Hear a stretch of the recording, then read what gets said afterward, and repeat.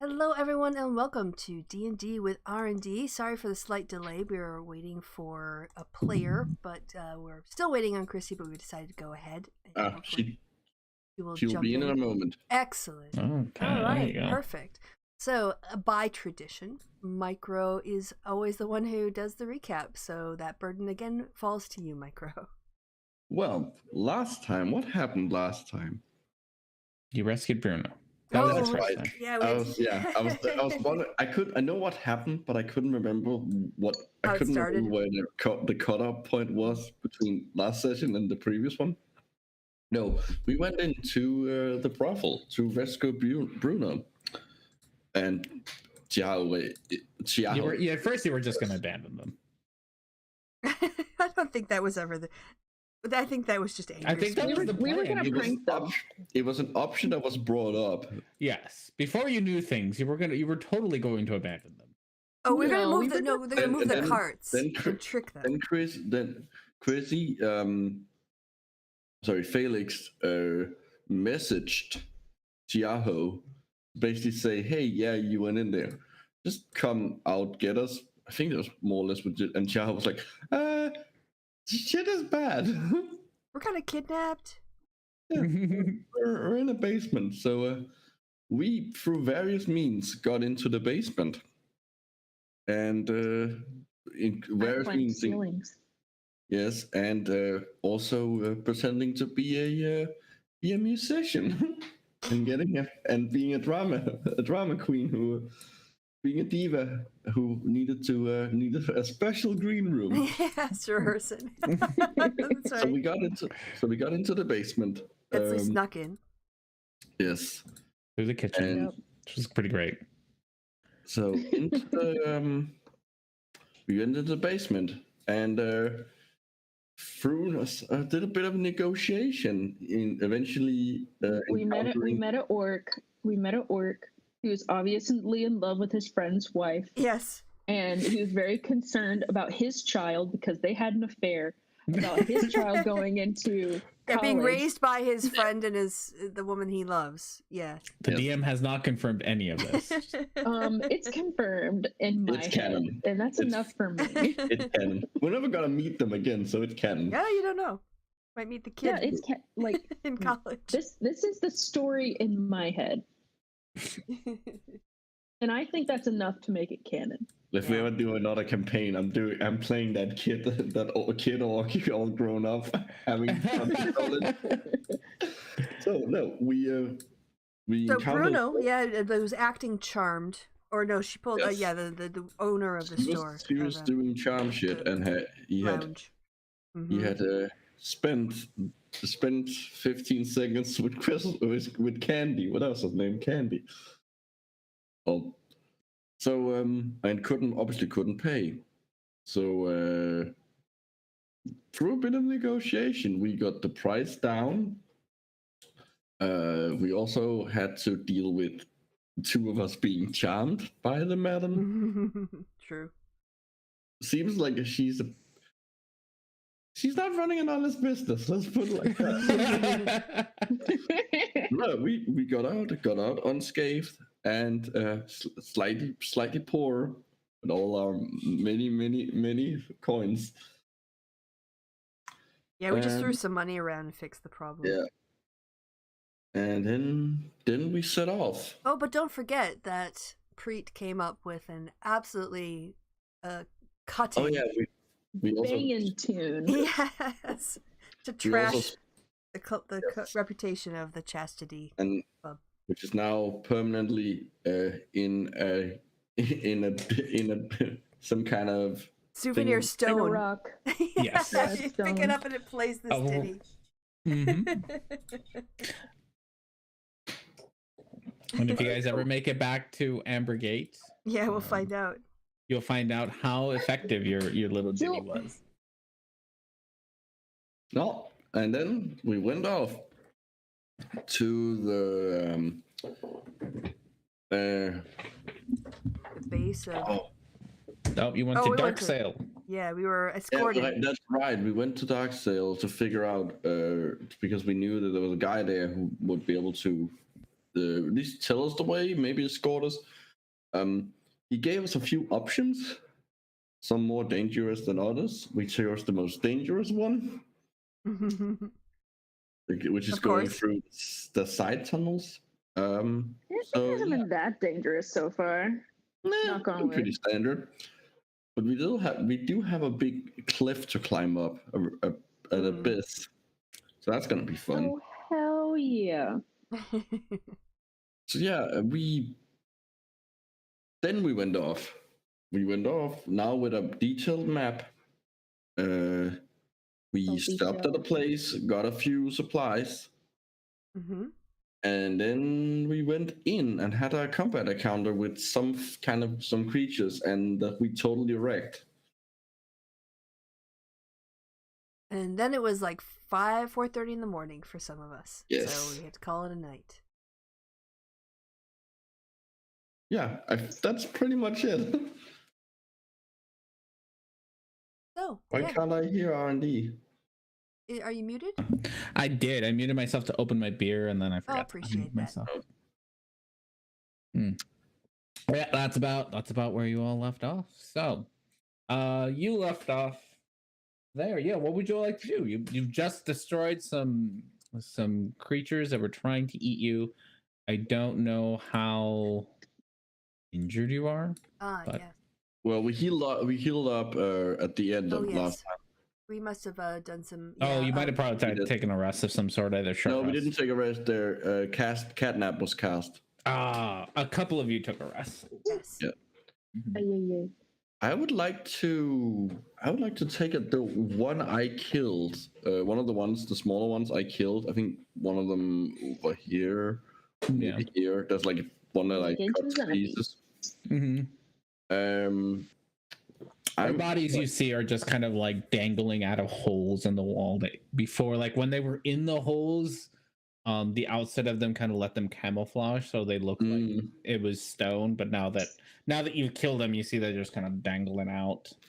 I would like to see, just like out of pure research, I'm gonna take out my notebook, take a few notes on how the magic affected them and killed it. Okay. Yeah, you can do an Arcana. Okay. You're so magical. So magical. I mean, you made them stop breathing. Yeah. Mm-hmm. I scroll through and down through notes and put them away and look to the others and They did the life end. All right. What would the rest of you like to do? I'm assuming we want to get back into formation and then keep moving forward. Probably. Yeah. Yep. Okay. With Petunia. I forget what your formation was. I think it was Bruno and Felix. It's Bruno and Felix, and then it was Horatio and Preet, and then it was me and Tiaho in the back. Basically Dad. And there was two streeters in between us all. Hi, Chrissy. Yes. Like hey, this. how's it going? Hi, Chrissy. Hey, we're Hello, literally hello. just trying to recreate where everyone was in our original walking order. So yeah. Okay. So we're wrapped up the recap and now we're off. Cool. Mm-hmm. All right. So you are all off. Our last time you were relying on Petunia and Felix's dark vision to guide you. You still gonna keep doing that? It seemed to work out. Yeah, it's sensible. Mm-hmm.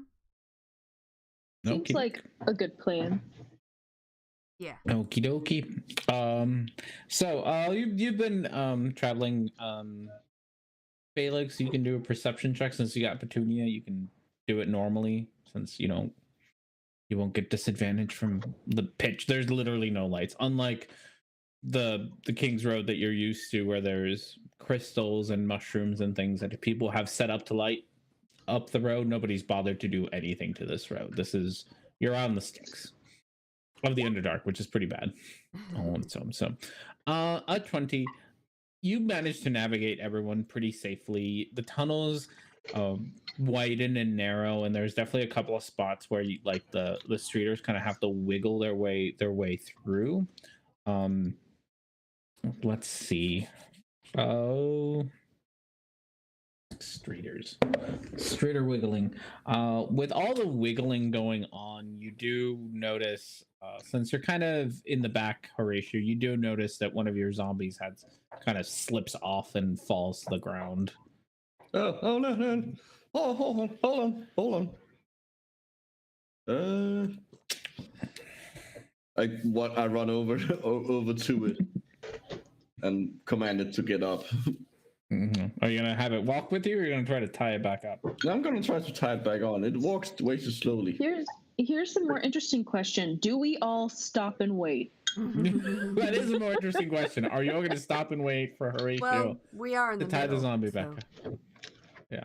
So I mean, Horatio's gonna. So the one at the front of you, Horatio stops. So there's one streeter who is just gonna keep moving forward because it's following Felix and We'll catch up. Bruno, but the other one, the one that you fell off, is gonna stop. You. Okay, so there'll be a little bit of a gap between Horatio's streeter, not his streeter, but Herrick's probably, and Felix's. If you want to do another sleight of hand to see how well you tie it back on, let's find out. Okay. Nope. So you shove them on there. You kind of tell it to like hold on, and it grips onto the ropes.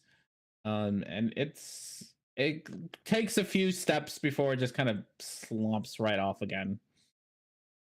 Oh. Do you want me to help you? Please. I would appreciate that. Nuts, tying knots with skeleton fingers that you have to operate second hand. It's not easy. There you go. Oh yeah. Probably some fishing knots that Etsley picked up somewhere, or boat knots, and she's got them right on up there. Felix, at this point, you notice that behind you everything's gotten real quiet. Like you no longer hear the footsteps of the other streeters. I'll stop and wait for them to catch up. All right. So eventually, your teammates catch up, and you have a rather uneventful rest of your day until you find yourselves at the point that your guide had let you know about, and in front of you is a sheer cliff for you to navigate, and as the instruction said, the sock is at the top. Sock is at the top of this. Yay. You've been traveling for a few hours. You can definitely, you can keep traveling if you want, but you've been traveling for a few hours at this point. I'm thinking long rest. Yeah, let's rest. Yeah, let's do a long rest. Camping's a little. You can camp in the tunnel. The tunnel's still fairly. It widens up a little bit, so when you get to the cliff, so there's plenty of room if you want to be out. Are we like at the bottom of the cliff? Yep, like you're at the bottom. Here? It's not like okay. Yeah, so it opens up if you want to be. It's like a what are they called? It's like a ravine. Yeah, you're at the bottom of a ravine. So on both sides of you, there's nothing but sheer cliff, and then the tunnel you came in with. If you want to stay in the tunnel, it's going to be cramped. If you want to kind of get in the spot between kind of your side of the ravine and the other side of the ravine, there's more room. Not a whole lot more room, but there's you got like 20 feet between each one if you wanted to stretch out in there, but you're going to be out in the open. So I would like to check out the area, like right outside the tunnel, like the bottom of the ravine, to see if there's any. Is there any like tracks of bones? Anything that like looks like it might be dangerous? Anything that looks like it might be dangerous. All right, you can. We're in the Underdark. Everything's dangerous. Everything is dangerous in the Underdark. You can do an investigation. Okay. You spend quite a few minutes just walking around. There aren't any tracks. It doesn't seem like anything's really walked down here anytime soon. You do find bits of bone. You don't find like a whole skeleton of anything. You find bits of things, almost as if things fall down, like parts of creatures fall down here and then decompose down here. The freshest thing with that kind of investigation, well, you can do a nature check or medicine to see like the. Can I, since it's seeing how long ago it is since something died, can I do it with advantage? I am a necromancer. You are a necromancer. That's fine. Yeah. I'll do medicine on it. Okay. The freshest thing down here is probably a couple of months old.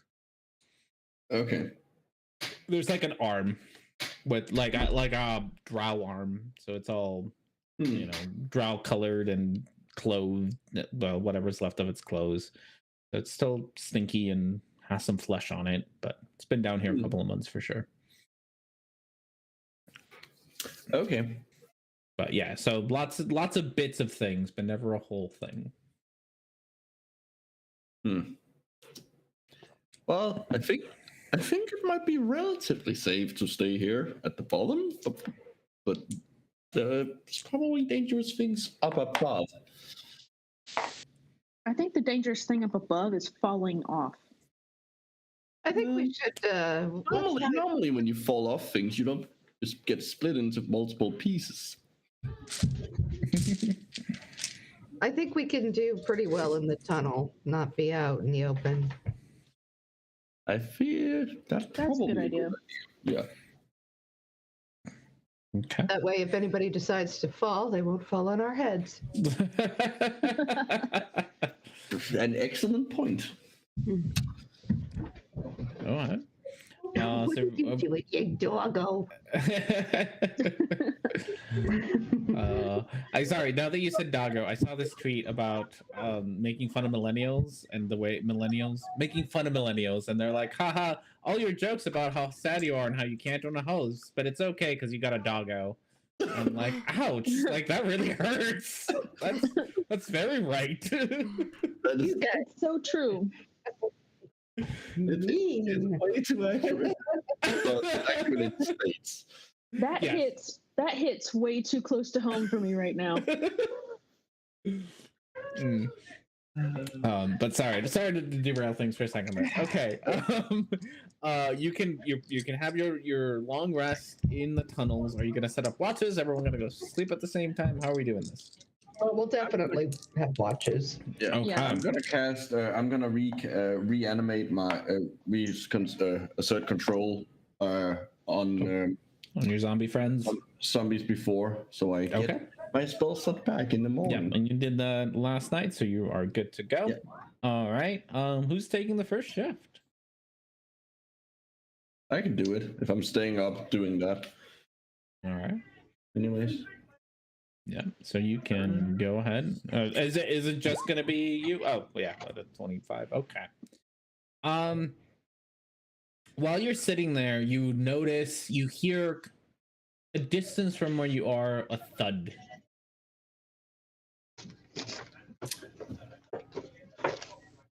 Which direction? From where, if you were to step out of the cave that you're in, like it's out from the cave into that ravine area. Okay, and if you were to step out to like the left of you. Oh. It was loud enough that you like you could hear it, but it also sounded distant. You know? I haven't even Are the kids? That's the thumping we hear. Thump, thump, thump. It's just children. Just children playing in the ravine. It's the same kids from the last town that followed us. I'm Teleporting kids. gonna attempt to be sneaky here. Okay. And Sure you don't want to wake me up for this? and poke my head out to see if I can see anything. Just poking your head out. You don't see anything. No. I go back and keep an extra, but I position myself so that like I can obviously see if something is outside the cave. Okay. Sounds good. The rest of your shift goes uneventfully. Okay. Oh, happy birthday to me. Oh, happy birthday. Happy birthday. Thank She should you. get like an extra roll. You can. Oh, you know what? I was gonna do this and then I forgot. Yes. So I was gonna like find inspiration tokens to like give you guys. So like I feel like if I put them like in the game, like there, use them, I might remember to one, use them, and two, give them to you more often. Because I bought a bunch of like laser cut inspiration tokens that are real for my birthday because I play with real people. Right. Or not real people with like live people. I see R&D. We're not real. You're not real. We're people. all a figment of your imagination. In fact, the whole live really like torture your imaginary friends. The whole live stream is just you talking to yourself, and that's what people are watching. No one's watching it because I never set it up because Christy set it up and she's so this is just all in your head. I do this whole thing just to myself. Your wife is standing in the corner, incredibly concerned. Yes. She wonders how long you're going to keep this up. She doesn't have the heart to tell me. Questioning whether or not she should commit you. All right, so that was a very long tangent about this, but yes. With that said, yeah, you have yourself an inspiration for happy birthdays. Yay. Here we go. We'll use this random thing. I don't know. I'll wake up. Let's wake up Edsley.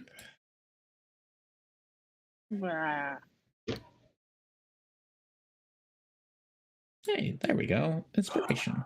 I got to the point in my game, my players had accrued like so much. I'm like, guys, I'm just gonna put it into a pool, and anybody can draw on them. And they have 11 in their pool now to draw from. There's so many.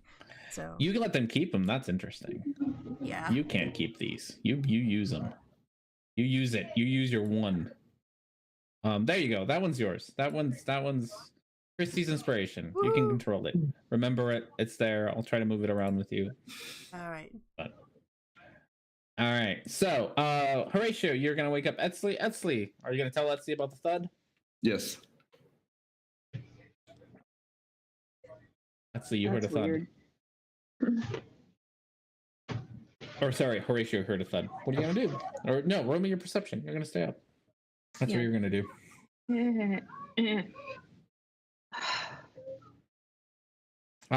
Your shift goes uneventfully. Everything's fairly quiet. If nothing else, the cave, like the ravine, almost sounds like it's breathing just from the wind kind of blowing, and just like deep breaths from the cave. But you know, it's the Underdark. Everything always feels like it's breathing anyway. So. Yeah. Let's see. I'm gonna wake up. I'll wake up Preet next. And I'll let Preet know about the thud that Horatio heard. Okay. All right. Well, she'll try to keep an eye out, settle in, and like polish her lyre. All right. Look at that. You with that roll, you can hear what sounds. You hear flapping noises every once in a while. Just okay. Oh, not face huggers. Oh no. Nice face huggers. No.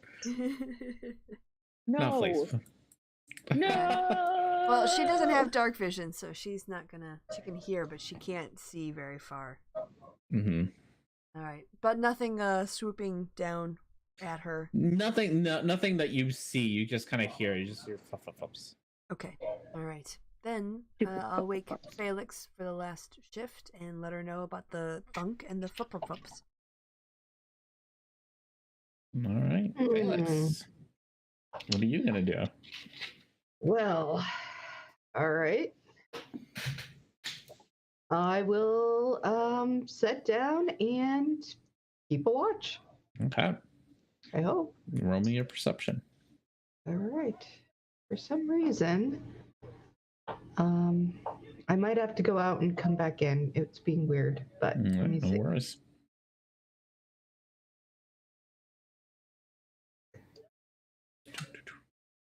So is Don't there worry. expiration on the inspiration one session? No. Oh, okay. Until you use it, but you only get one. Okay. You can only keep one in the bank. Great, got it. There is a little in the sheet, a little place to put. Yeah. There is. But who looks there? I don't look. I think with like in Chrissy's game, like Blue's had inspiration for months and never used it. Same. So We got one very early on, and we haven't used them. And I keep forgetting that they're like there. if they were next to the saves, like if they were lower or right between the saves and the checks. Yeah, they're so hard. They're so hard to remember. So that's why it's like it's a visual token thing. You have control over it. Hopefully that'll help us remember to use them, and maybe remind me to use them too. Because I also don't use them because I forget about them too. I do like the little icon that it's in the sheet. All right, with the 22, Felix, you also hear the flups and but nothing like ever comes near the cave. They just you just hear flups kind of in the ravine. I do hate a flip. We all hate a flip. Yep. If any of you have been like around bats, that's what it sounds like. Super quiet, just flappy noises. That's so cute. Yeah. Bats are adorable. Bats are really cute. They're cute, but they'll give you rabies. Even the ugly ones are cute. They are really cute. I went to the zoo here like one night because I had like a nighttime thing, and the bats were like up and active at sunset, and it was great because they were like moving around, but like everyone in the exhibit was like screaming because they just like kept flying by their heads, and it was hilarious. It's the best. I love bats. Bats fly. They know full well they're there, and they're not gonna fly into you. They're like, oh, this is a new thing that I'm not used to. I'm gonna check it out. Yep, it was real funny. They do that in the wild too if you're standing out with them. So with the flups and it being so dark down here without even normal lights, presumably they might be a bit light sensitive. If because I can't see very far, so if someone has a light spell, or like I only have candles. I don't have like lanterns. I believe I can. You can cast light, which is a candle. Like light is just candle light. Yeah. So, or like if someone has torches. I'd appreciate. Yeah, I have torches and a tinderbox. So excellent. I can light things on fire. I'm gonna light everything on fire. Okay. Well, good thing we're not near anything flammable except all of our stuff. I'm pretty sure. I need a character that's a pyromaniac. Muffin, I'm gonna copy you. Except my character's just gonna do it out of enjoyment, not because they worship fire. Oh, like a weirdo. It's true. You are a weirdo. Which one of us? Both. But mostly. Good answer. But mostly Micro. Felix, since you heard the flops as well, you've heard these flops before, but never so many of them. Oh, not these things. I almost got thrown off of a bridge because of these things, like twice. Right after being thrown into lava, like 3 times.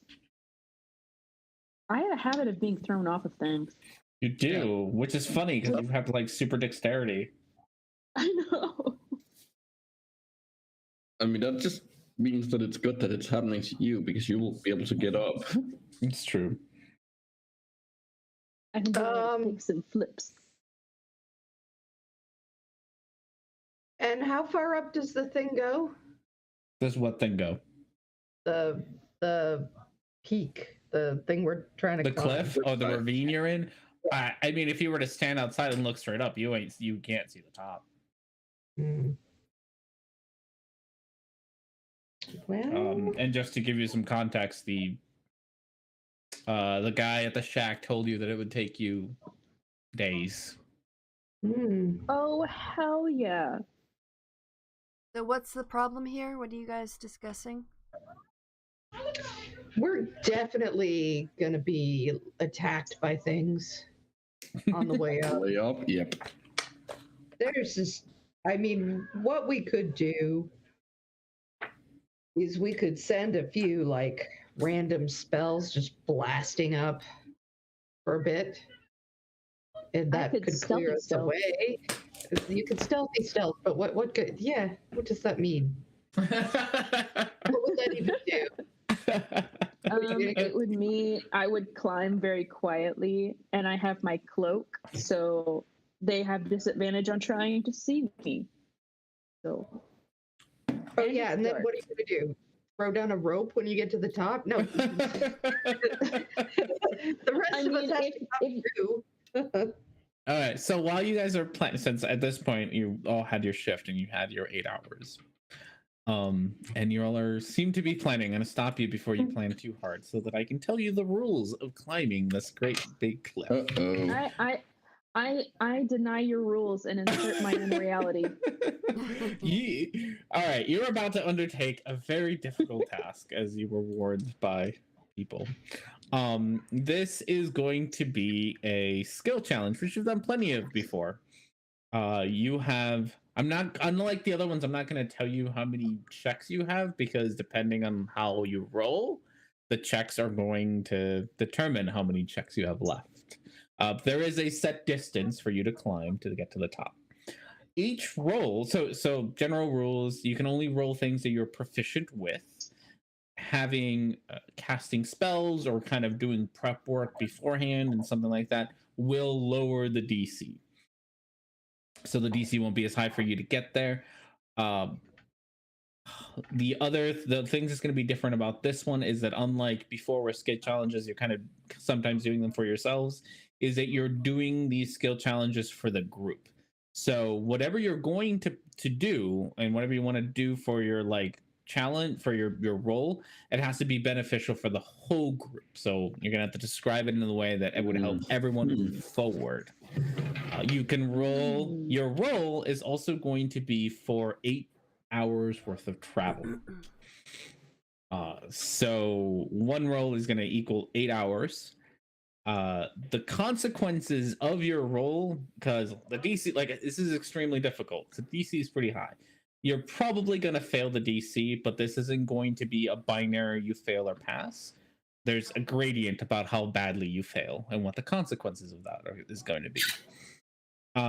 So don't worry about passing it. If you pass it, great, but if you don't, you're still going to move forward. It's just there's going to be something else along with it. The consequences are also going to be randomly assigned. So the person who does the role with their skills isn't necessarily going to be the one who suffers the consequences if they fail. So it might be one of your teammates. I gotta grab something. And then once you used a skill, you can't use it again for the skill challenge. However, you can still do things like ask for checks for like looking around or investigation or things like that aren't going to lead, like that aren't directly to moving your team forward. If you want to do other kinds of checks, those are still freely available, but you're going to have to pick one that's going to be, this is the one that I want to use for my next 8 hours worth of travel, and as a team we're going to travel it. So those are the rules. You can plan ahead, but yeah, prep will make the DC lower depending on what you prep. Does Bardic Inspiration help in any of these? Yep, you can use Bardic Inspiration. Okay. And any other skills or whatever, expertise, whatever, luck dice, whatever you have. And I'm gonna assume that our climbers kits are gonna help. They will help. They will help. I will tell you this much: if you use them, you're gonna have how far you can go. And my slippers of spider climbing are probably gonna help too. Yeah.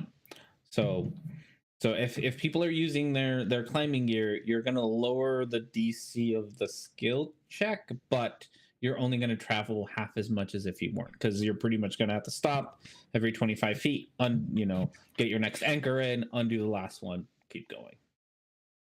So it's safer, but slower. And it's up to you how much you wanna. I feel like having the climber's kit on is a really good idea. Mm-hmm. And I'm obviously going to be using my slippers of spider climbing because I wear them. Alrighty. So yeah. All right. So I'm going to check out and see.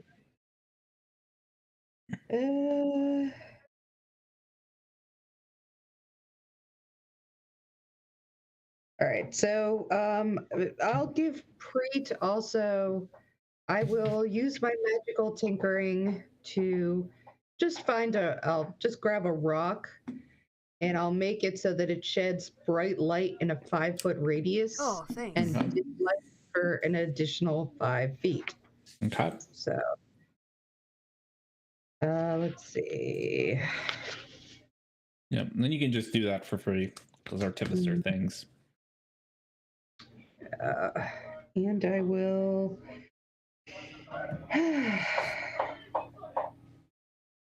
I'm going to put my goggles of night on. And that extends your vision, right? 120 feet. Okay. So Preet is going to take the rock that Felix made for her, and she's gonna like take a bandana that she has, a really long one, and she's gonna like attach it to her beret and kind of like wrap the stone, so it's like a rock is of light is like bound on her head. You have a miner's helmet. Yes, but it's a beret, a miner's beret, and a rock. Miner's beret and a rock. Mm-hmm. All right. All right.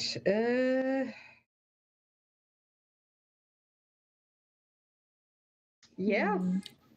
Okay. Who wants to go first? And if you're done prepping, who wants to go first? I can also enhance somebody's ability. Anybody have an ability they think that I should enhance? Really talented. So maybe someone who's less talented. Really? Is it like you enhance like their like stats, or is it like in a specific, like can you like enhance like investigation, or is it intelligence that gets enhanced? I believe it's like intelligence. I'll just double check it, but yeah. I think I know what you're talking about. Which I think gives you like a bonus to your rolls, because you can do like strength to like give you bonus to like strength checks. Yeah, I can give you an advantage on the kind of so like I could give you Bear's Endurance, which gives you advantage on Constitution checks and another 2d6 temporary hit points. Let's see. Okay, stuff like that.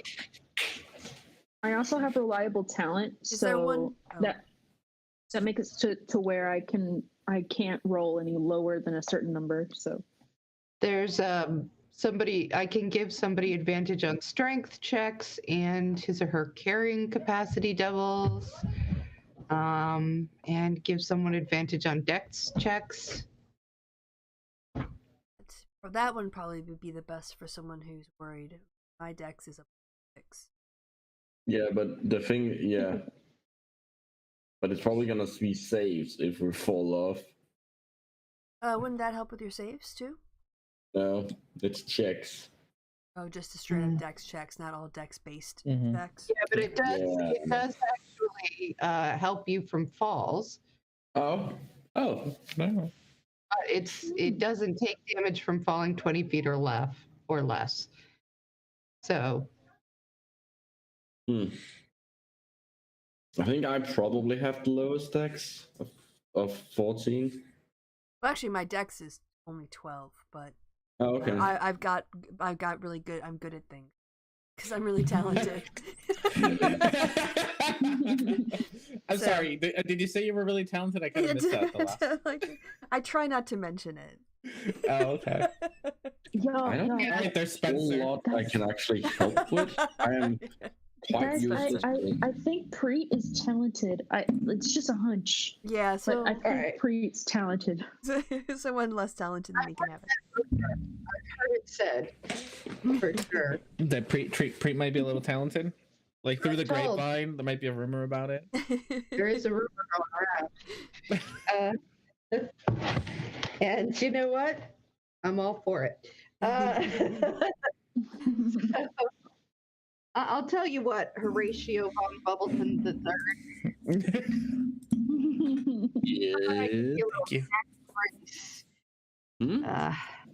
And you'll be a little more nimble. So what does it give me?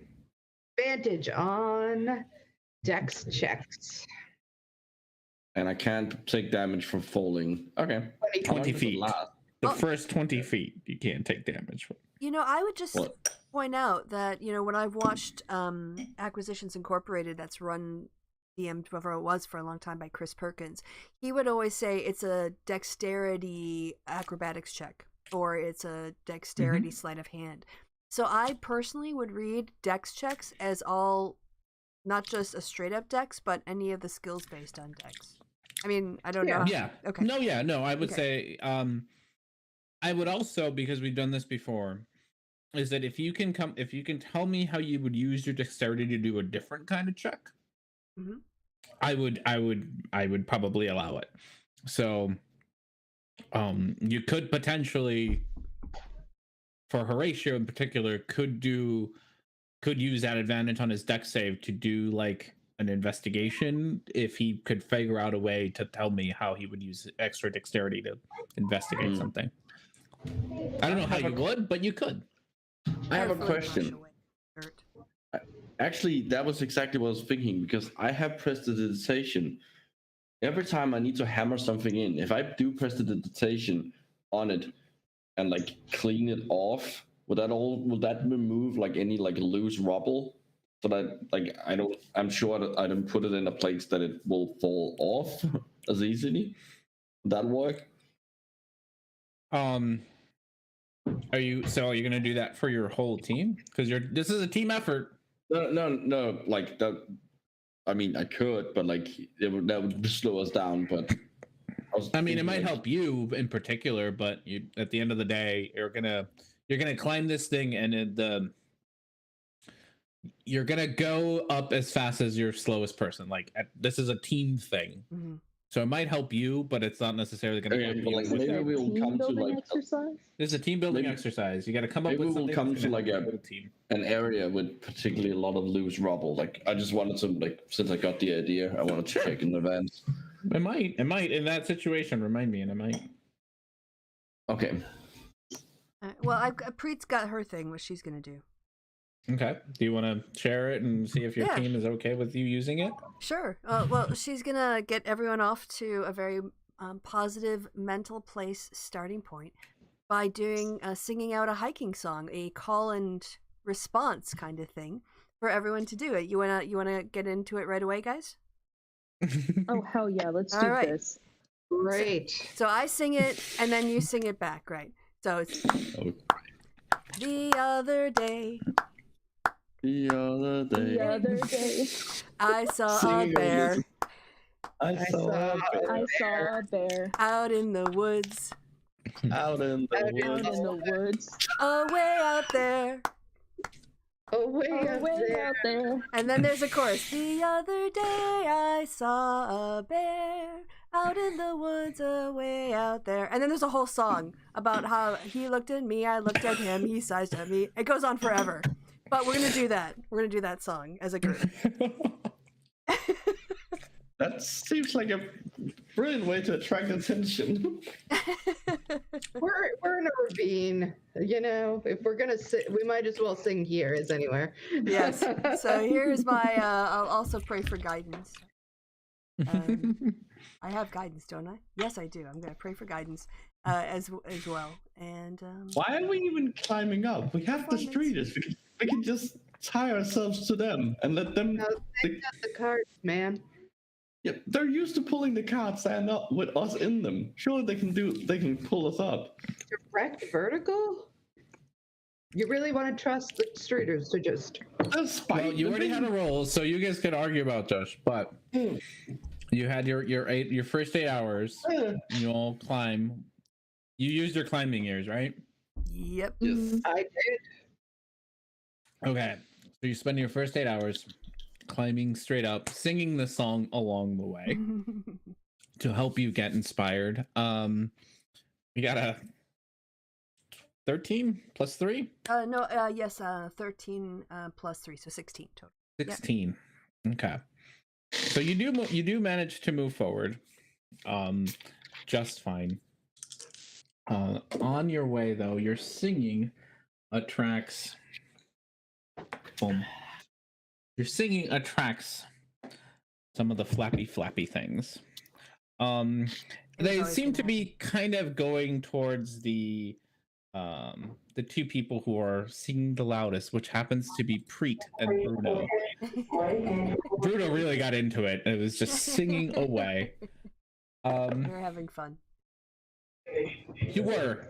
Oh, poor Bruno. Okay. Bruno got real into it and was like, this is where we lose his Bruno. Arm out to like sing. And this is as he reaches his arm out in singing, you see one of the things that you are very familiar with, one of the umbrella things, swoop on by, take a bite out of his hand, and you see that Bruno is now missing his left hand. All right, I'm going to do a cutting words as a reaction. You can. All right. So yeah, you can attack it. So basically what happens is when a creature within 60 feet makes an ability roll, I can use a bardic inspiration die to subtract it from its attack. Okay. Let's see if I can help. And that is, I mean, you can. It's yeah. I'm going to save Bruno. So -5. Okay. Bruno holds on to the wall, but he still doesn't have a hand. Oh no. Bruno has no hand, which for Bruno means that he can no longer hold anything with 2 hands. And that's his thing. He's one hand less. He also that would also mean that he cannot hold something and cast spells with somatic components anymore. Yep. You might want to figure out how to fix that soon. For robot hand. You know lots of robots. While you're trying to help out Bruno, one of them attaches themselves to your foot, Preet, and takes a large chunk of it. You are missing a decent amount of your foot. What the fuck? I don't even like it. Okay, like Yep. What about my cloak of displacement? Did you roll at disadvantage? There are no attacks. This is you are doing something extremely dangerous and being attacked by things. Okay. Your speed is halved. Your walking speed on foot. There are ways to fix this, and I'm sure that if you talk to your necromancer friend, he'd probably be able to give you ways to fix this. But for now, your speed is halved, and Bruno is horribly injured after being attacked by. Wouldn't it also reduce Bruno's speed at least upwards? It's kind of hard to climb with one hand. I don't know. What are you gonna do? You've been attacked, and this is your results for your end of the day. What are you gonna do? Can we attack back? I think these things just seem to swarm in and then leave. They don't hang around. I mean, I do have spiritual guardians that I could put how up. long does that last? I think about a minute. Is there any place inside of the is there like a crevice, a cave, a place that we you can do a perception, or somebody can do, or you can make one. Actually, what I have is healing spirit. I don't have spirit guardians, but I can do the mass healing thing. I'm gonna crawl down to Bruno and Preet and like investigate. I guess I did a luck spell. Luck. Oh, luck. Okay, so we got a luck. Okay, Horatio is gonna go down to Bruno real quick. Yes. Okay. And what are you gonna do to Bruno? I would like to do a medicine check on him on Arcana. Like, I don't know. You said I would. I mean, what are you trying to do? I'm figuring out how to give him his hand back. What happened? I can do aura. I think we can figure that out when we're not on a cliff. I can do. Wait, guys. I can do aura of vitality, which allows me to heal radiant energy out from a 30-foot radius. So if I can get near Bruno, I can use a bonus action to cause him to, or myself to regain hit points. But is hit points gonna heal limbs? That's what I'm trying to figure out. Are you gonna? Yeah. I don't know. There's a lot going on here. Everyone, I can tell you all are desperate, but there's a lot going on here. Okay. Esley's just not moving and waiting for everyone to want to move forward. Felix points out to you a small cave that at least the 6 of you, the 6 party members, could easily fit into, but not your streeters. How much space do the streeters take up? They're large creatures. So they take up. Okay, so 10 by 10 area. Okay, no, okay, I wouldn't be able to. I can make a 10 by 10 by 10 hole in something. I mean, one of them might be able to fit, but definitely not all 4 of them. Well, Should we go into the cave? Yeah, let's go in and at least take a look. Okay. Yeah. Okay. Horatio, if you want to take a look now, you can do either an Arcana or a Medicine. Okay. Please do. There's magic to do this. This has mechanically speaking nothing to do with his HP. You know of a spell called Regenerate that regenerates limbs and things. He'll live. Like, you can patch him up and tie him up, but you're gonna need something more than just healing his hit points. And same thing goes for Preet's injury. You're gonna need more than just healing hit points to get this back. You also, with that, now kind of understand why there are limbs at the bottom of this ravine. Yeah.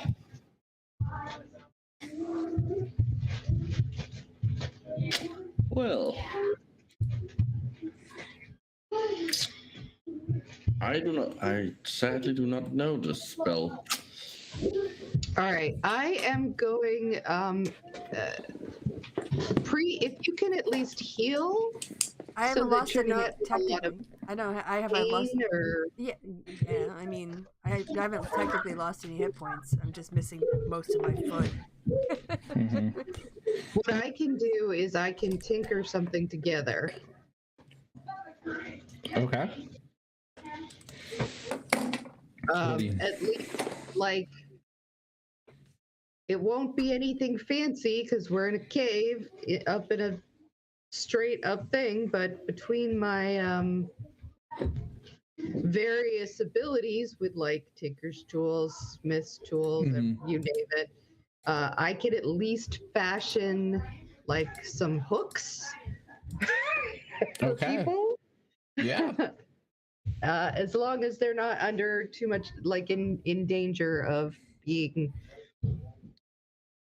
Horatio, with a very low DC medicine check, could probably get the bleeding to stop and patch them up. Like, he knows bodies and things. Oh, I will definitely do that. Yeah.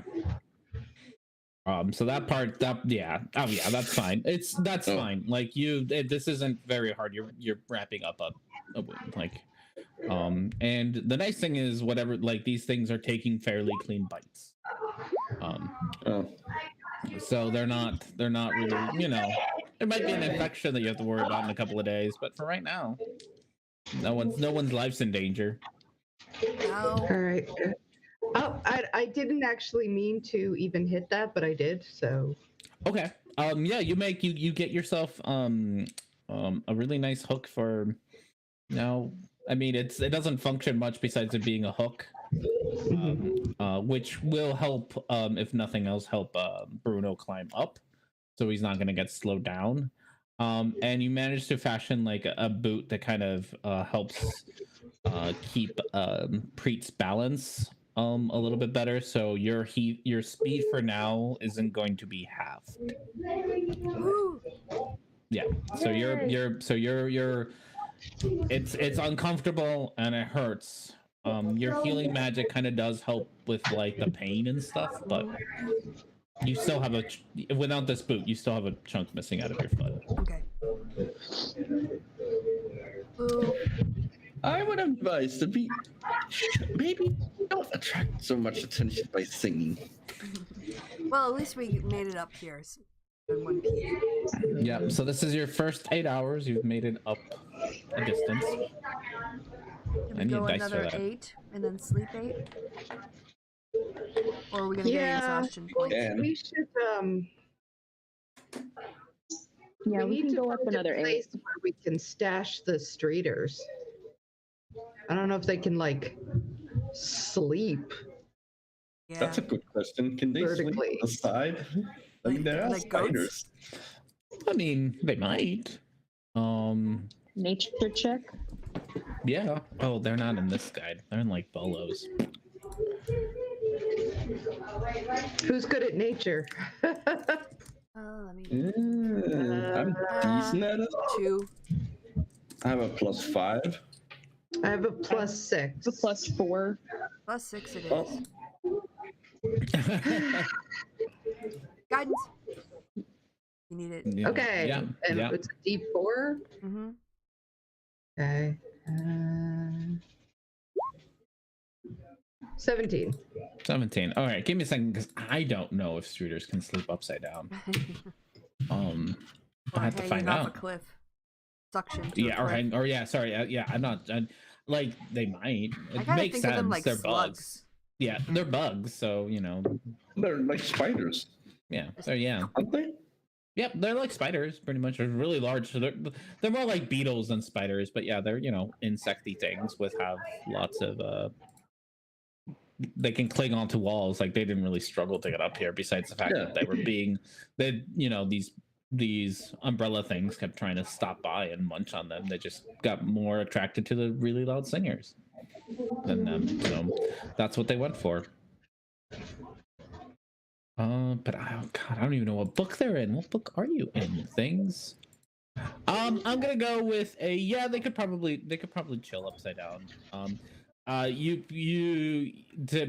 you want them to get like a good amount of rest, you might want to take all that crap off of them, so they're not like hauling stuff as well as trying to hold on. Should we try to scout for a place where we could camp, or at least like a ledge or something higher up? I mean, yeah. I can make us a 10 by 10 by 10 hole at any point. That's not going to fit the stuff, though, is it? I don't know. I mean, it breaks up. It might be able to fit a decent amount of it.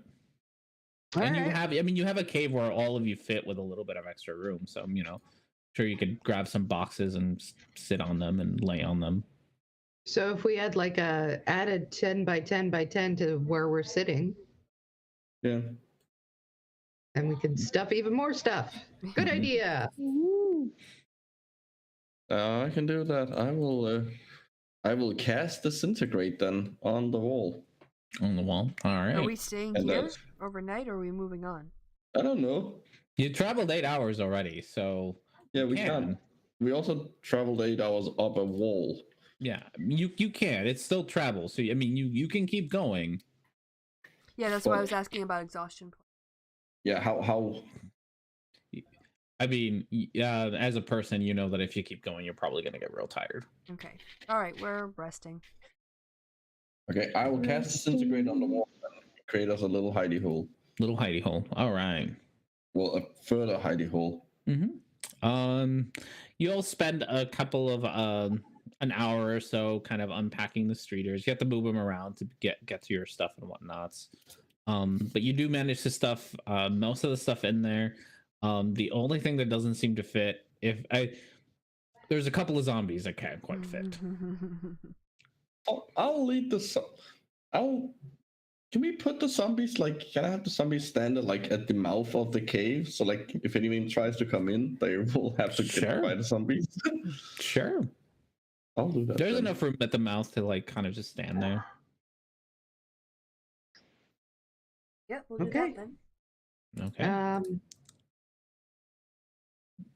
If y'all just want to sleep, that's fine. It's otherwise if you want to do it with whatchamacallit, with watches, that's another thing. I will tie the streeters. I don't want them to decide that they find another place more comfortable. They're done with you all. Just nope, no more. No Goodbye. more of this. How many hours has it been since we woke up? Since you woke up? 10? Yeah. You guys took off. You've just been traveling for 8, so it's probably a good amount of time to sleep if you want to. Have some rations. Yeah, rest up. Yeah. And nom. I'm gonna. We've got zombies at the mouth of the thing. Presumably, I don't feel like we need to set up watches if we've got zombies, because if something happens, we'll hear it. It's like an alarm. Well, I will definitely, because I still have my senses when I sleep. Yeah. Okay. So yeah, you don't really need to sleep, so. Well, I will do it because it will give me back my spell slots. Yeah, you should. Yeah, You probably should, but you don't have. I will cast to regain control, like to control over them again, just to be sure. Mm-hmm. I totally forgot. I have a bottle of endless water. Nice. No, that's probably a good if anyone's thirsty, I have water all the time. I'll have a little magic water. Here you go, magic water. But I'll sit so that when I sleep, I spend my 6 hours like in rest, I can see them out of the cave. Yeah. I use it to clean my foot. I'm like dumping the water on your foot. Yeah. All right. Cleaner now. All right. So are you gonna do a perception for me then, Horatio? Yeah.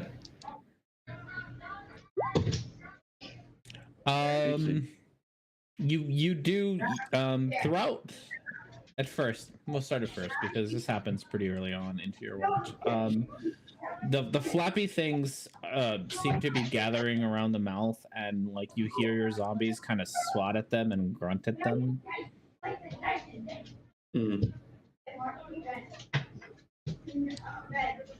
Does it sound like the zombies are getting hurt? No, but they sound like they're trying to get close to the zombies. Like, good job, boys. Keep them away. You just hear and lots of clawing at air. Excellent. If you look up at them, they're just kind of clawing at the air while these things stop by. But yeah, otherwise they seem to be okay. Anything else for you? Or are you gonna wake up anybody? Well, I mean, is that all 6 hours or? No, that's just your first two. If you're doing watch. Well, no one else wants to do watch. Well, Muffin, please wake up somebody who has better perception than me. I need to go last. I have horrible perception. Hold on. What I'm wondering, because I'm technically both sleeping and doing a watch at the same time here. You want to keep doing this for all 6 of your hours? That's the question. Like, does anyone else feel like I don't know. I don't know who has high perception other than me. Mine isn't even that good. I do. I always go for high perception because you always make perception checks. So I always make sure. You do always make perception. I'll go wake Preet up so she can. All right. They can help me out. Yeah. So there's zombies. Yeah. You notice I was trying to look up a spell and I ended up posting it instead. But yeah, that's the thing she'd be interested in is if these things are kind of congregating in one area where she could cast transmute rock and basically turn where they are into like a sticky, muddy thing that they get stuck in for a while until. Okay. Are you gonna go look at where they're kind of You're in a cave. Yeah. So I'm gonna. So she's gonna do her perception for her watch. Okay. Are you gonna stay inside your cave, or are you gonna actually look outside to see where they're hanging out? She's got really poor vision, so she's gonna not really get in front of the zombies. Okay, so you're gonna stay in your cave and just chill there. Yeah, more like get an idea and then ask someone who has dark vision when they wake up. Okay. What's your zombies AC? The zombies AC would be 8. 8. They're not made to be. No. You see, gosh, I don't know. Thankfully these things don't do a whole lot of damage. Each one takes 8, one takes 5 damage. Horatio, you can track that. You see the mind mantles really start to go to town on the zombies and start to take bites out of them. Creed's gonna wake everybody else up now. What did you say? 7 and 5? No, it's +3, so 8 and 5. 8 and 5. It's 1d6 +3. So what things are? So these are the umbrella things. Well, yeah, they look smaller than the. Now that you're kind of if Preet wakes you up, and you're watching them kind of attacking the zombies, you notice that these look like very similar to the umbrella things you've come very close to, but much smaller. And less metally. Like the ones that you've been dealing with kind of have some of that health half construct garbage going on with them. Oh. And these don't. These are just like Underdark, genuinely Underdark creatures going to town on. They're also pretty. They're way smaller. Like they're small creatures. They're way like half the size of the zombies. I say we push the zombies. Actually, I have an idea of how we're going to use the zombies. You tell them. Have them come in. Let's kill the ones that are out there. We'll let them. I call the zombies back. The creatures don't seem to follow. They just kind of they disappear into the darkness. They're not interested in continuing. They're like seagulls pecking at a sandwich. If it's small enough, they'll fly off with it. Otherwise, they're just gonna keep pecking at it. Ooh, pecked to death. Yeah. All right, let's put some there's nothing in here but us, right? So if we put some boxes in the mouth of the cave, we're good. Yeah, if you want to spend some time rearranging your stuff, yeah, you certainly can. So that we can finish getting our rest. Well, I'll pretty much be done in like a couple of hours, so yeah. Okay. Then we're going to finish getting our rest, and then I have an idea for the zombies. I'm so glad we brought them.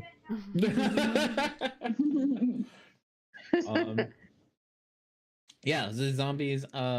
Yeah, it takes you a little while just because it's so cramped in here. Now that there's zombies and stuff too, they're just constantly in the way. They're worse than like cats of being in the way. They're just like because they're bigger and just like you turn around with a box and there's just a zombie just looking at you like just move. Hold on, we can get the zombies to do the box stuff. They help you out. They're like, okay, carry box here. I can hold them carry a box. They actually have a decent strength. And I mean, along with boxes, you have like panels which are made, make up the sides of your carts and stuff. So it's boxes and panels, and yeah, you can make yourself kind of a little fort. You're a lot more squished now, and so you'll still be able to rest, but you're gonna be super uncomfortable. Like some of you are gonna wake up with like creaks in your neck. I don't know. For those of you who have necks. But you will be able to get your long rest. So, yeah. My bardic inspiration die back. All right. So what's the zombie plan? Yeah. Here's what I say we do. Let's dangle the zombies by ropes. We'll cast fairy fire on them, and you can tell them to wave around. That way, they won't come and eat us. They'll eat the zombies. And if they get to be too many of them, lines and let them drop. Great. Oh, also, I will the zombie. I'm not sure how the zombies like I know they have hit dice and can like use them in short rests. Like if I tell them to do like give them a short rest so they heal up, do they then how do they get their hit dice back? Because they like can I tell them to take a long rest and get them back? Yeah. Okay. Yeah, I mean I think it would work similar to a Warforged. They probably don't need to sleep, but resting is nice. I will let's see, it's a D8 plus 3. Okay. So roll up your zombies and then all right, what is your how many zombies are you gonna tie? To I'm assuming to the steeders? And so 2 questions: how many zombies, and then do me a sleight of hand for each of them. All right. I might get. Can we take both of them, or do you want to do 1 and 1, or? You can do both of them. You want to just do one roll for both of them? Is that what you're saying, or do you want to do? I'll let Etsley do the tying. Then Etsley's pretty good at it. Yeah, I can do the tying. Okay, yeah, do one roll. I will for gladly do the tying. Okay. Sleight of hand. Sleight of hand. Oh, fantastic! They are hanging like bait off of the. Or how many of you doing? How many zombies? 2. I think 2 zombies. Okay, 2 zombies are now hanging off of 2 of your steeders, groaning away. They're just like, and then you've cast fairy fire on them. Yep. Right. So they are What color are they glowing? Let's see. I guess they should grow. I want them to glow green. Green. Okay, so you have 2 glowing zombies, 2 green glowing zombies moaning away into the ravine of the Underdark, and dangling a good bit of a ways down. Mm-hmm. You know. All right. You're doing great, Terry. Just keep doing it. Let's keep doing it. All right. What is your plan for your next roll up the mountain? I can roll stealth and make sure that we are climbing up the mountain as quietly as possible, like checking different spots to make sure. Both did stealth and like we took. It's one of you who gets to do the roll. Okay. All right. Yeah, but then you can do it next. Yes, that's fine. Yeah, so I can do the stealth, and then you can do the next stealth. Okay. Okay, go for it. Boom. Oh, I love how even with a 1, you still got super high. Okay. Yeah, that's because of a reliable talent. Yeah. So even though you got a 1, you see Etsley take the lead, and with her spider slippers, she climbs up. Just silently, you almost can't see her up ahead, and she finds like all the rocks to like tells you to grab. You can you see every once in a while this grayish hand kind of stick out and point at places and guides you out. Not a single mantle, one of these they're called dark mantles, by the way, metagame stuff. None of the umbrella things come anywhere near you. You do see them try to peck at Terry and Bob. John. I don't know. Terry and John. You do see them trying to peck at Terry and John, but Terry and John do a pretty good job at just swatting them away as they are dangling. So you get to move quite a bit of distance without taking any nothing bad happens to you. Yay. Yeah, that was really great. That was a really good idea. As you kind of look up and down, you feel like you've made quite a bit of progress. Still can't see now. You can't see the bottom or the top, but you know. Oh hell yeah! Love that existential dread. Yeah. Blah. But you've traveled your 8 hours. Do you want to keep moving, or what do you want to do? Let's look around for a place to make a squad night of it. Okay, Yeah. who wants to do the looking? And these are like regular skill checks, so you can, help each other out and work this out like a regular. I mean, my perception is 5, so. Yeah, I got a 10 on. Yeah, you do it and I'll help you. Okay. With a 29, you find rather than finding one cave, you find like three small caves, all about the same size as the ones from yesterday, like the bigger cave that you made. So you could easily fit like 2 of your steeders into 2 of them and yourselves into another. Okay. So you have plenty of room to everyone to squeeze in and not be as cramped as before. How tall are the streeters? I think they're large creatures, so So it's like, do they take up a 10 by 10 by 10? yeah.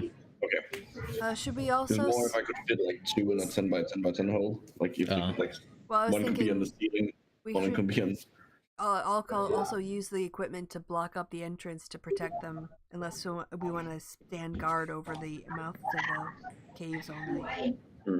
I can do the disintegration trick again.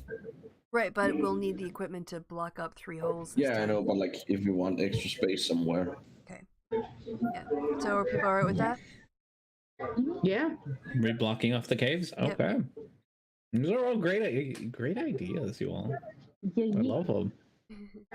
Existential dread brings out great thinking out of all of you. Yeah, paranoia. Welcome why would you be to paranoid? my world. Why would you be paranoid? There's just umbrella things. Little umbrella things too. R&D is... It doesn't even rain down here. All right. So yeah, with your setup, the way that you managed to put everything up, your night goes. You actually get a nice, decent amount of sleep this time around, and all of you get to stretch out a little bit more. So you refresh your stuff and are ready for your next plan. Before we went to bed, I did I regained control. The zombie spell thing. Zombie. Yeah. No. Can I? Because I'm gonna wake up 2 hours before everyone else. Okay. Because I only need 6 hours. I'm assuming everyone else needs 8. Okay. I'm gonna spend some time studying, seeing if I can figure out how, like obviously I can't learn regenerate. It's too high a level, and it's not in my spell list. But I kind of want to at least see if I can get some attempt to get an understanding of the magic. Yeah, sure. You can do an Arcana. It wants to roll. Come on. There we go. 26. 26. Yeah, it's definitely not in your like nothing that you would ever bother to learn too much. You do know that cleric this is something a cleric would learn. It probably have to be a rather skilled cleric to learn it. So you're probably gonna struggle to find somebody that can do this spell. You're not gonna find it in some rinky-dink town. You're gonna have to find it in a city, or even then you might have to find it at like the court of a duke or something might have somebody who can do this. But this isn't some city witch doctor. Like, you're gonna need somebody legit to be able to do this. 7 level spell, guys. Okay. All right. What's your plan for the next day? I mean, the zombie thing worked great. Give Bob and Benjamin a. They do it in shifts. Shall I tie him up? Shall I tie him up? Yeah, tie Go for it. Tying them back up. Oh my goodness! All right, yeah. Again, this is just remembering everything from yesterday. Does the exact same thing.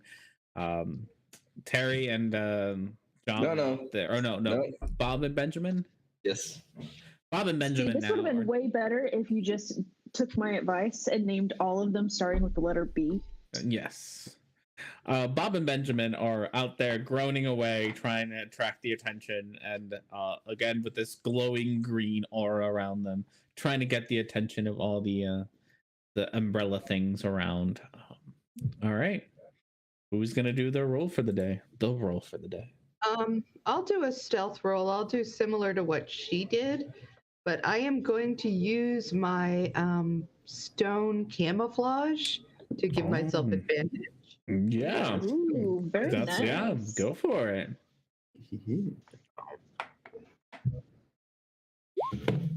Okay. 26. Yeah. You You actually like Felix has to actually yell out instructions because you can't see her. She looks like she's part of the stone. The yelling doesn't seem to attract anything because you once again have a lot of the umbrella things hanging around Benjamin and Bob, and they managed to just swap them away. Some of them tried to get close to the Steeders, but the Steeders also just kind of shake them off. They cling on to the spikes on the back of the Steeders and try to nibble at them, and you just see the Steeders just kind of shake a little bit, making Benjamin and Bob swing at the bottom like crazy pendulums. And so everyone's just swinging away, but with all the swinging going on, all the shaking, it just makes it much harder for any of the creatures to attach. So you all make it another decent chunk of the way up the cliff. Mm-hmm. So, can we look for another place to stay? Yeah, it seems to be working out. Yeah, I'll help whoever's doing it. Oh, I guess I'm pretty good at the perception. 10. So good at receiving. Let's see. This time you only managed to find 2 caves this time. So you can fit yourselves in one pretty easily and 2 Steeders. Yourselves and your stuff, I should say, and 2 Steeders. Mm-hmm. Probably we should swap them middle of the night, like do 2 shifts and then swap them out so they each get. Makes sense. Yeah. Yeah, that's a good idea. Okay. I can make more space. Remember, I can make space for one more Streeter somewhere. Well, hey, go ahead. Yeah, I disintegrate inside one of the caves so that like it's back, like, so because otherwise it's just gonna be an open space out into. 3 Steeders just shuffle in. The other one kind of hangs around the mouth. You see, it kind of look a little anxious and wants to get in, but is also like, "Oh, can't." You'll get in. Don't worry. We're on a hotbed system here. It's a little anxious, but besides that, you get all your Steeders in. All right. What are you gonna do for the night? Same routine. What happens to Bob and Benjamin during the night? Can they also kind of like move away from, like, keep being bait to? I don't know if that's a good idea or try to. I don't think they can. I don't think the fairy fire lasts that long. Yeah. Okay. Once I'm asleep, I don't even know if that Is it a concentration? I think fairy fire is. Yeah. Okay. So do 2 shifts, and then the people in the middle shift, the 2 of them will go and swap the Streeters, help them out. Mm-hmm. Do the people who want to do the shifts or the middle shift want to do perception, or do you just want to go out there and move Steeders around? I can be in the middle shift. 13. Okay. 13. Everything's just very quiet. Who's helping me? I can help you. You have torches? You need them? I have dark vision. Well, no, but that's not fire, is it? All right, come on, let's go out, and we'll go out and. Oh, sorry, I misunderstood what you said. That's all right. We'll move out 1 Streeter and swap the other one in. I thought you meant like helping you, as in the perception. Helping move the Steeders around. Right. Together, or one of you can do a animal handling with advantage. What do you have for animal handling? 1. I've got 4. Oh yeah. Oh wow. Okay. Yeah. The anxious one at first is like sitting there being anxious, like, I want to go. I don't like it out here. But everyone just shifts around, and it bolts like straight into the back and just gets itself in there. The other 2 make their way in, and one is left outside, and it just kind of hangs by the cave entrance, just clinging to the side of the cliff. Okay. Cool. All Go back to bed.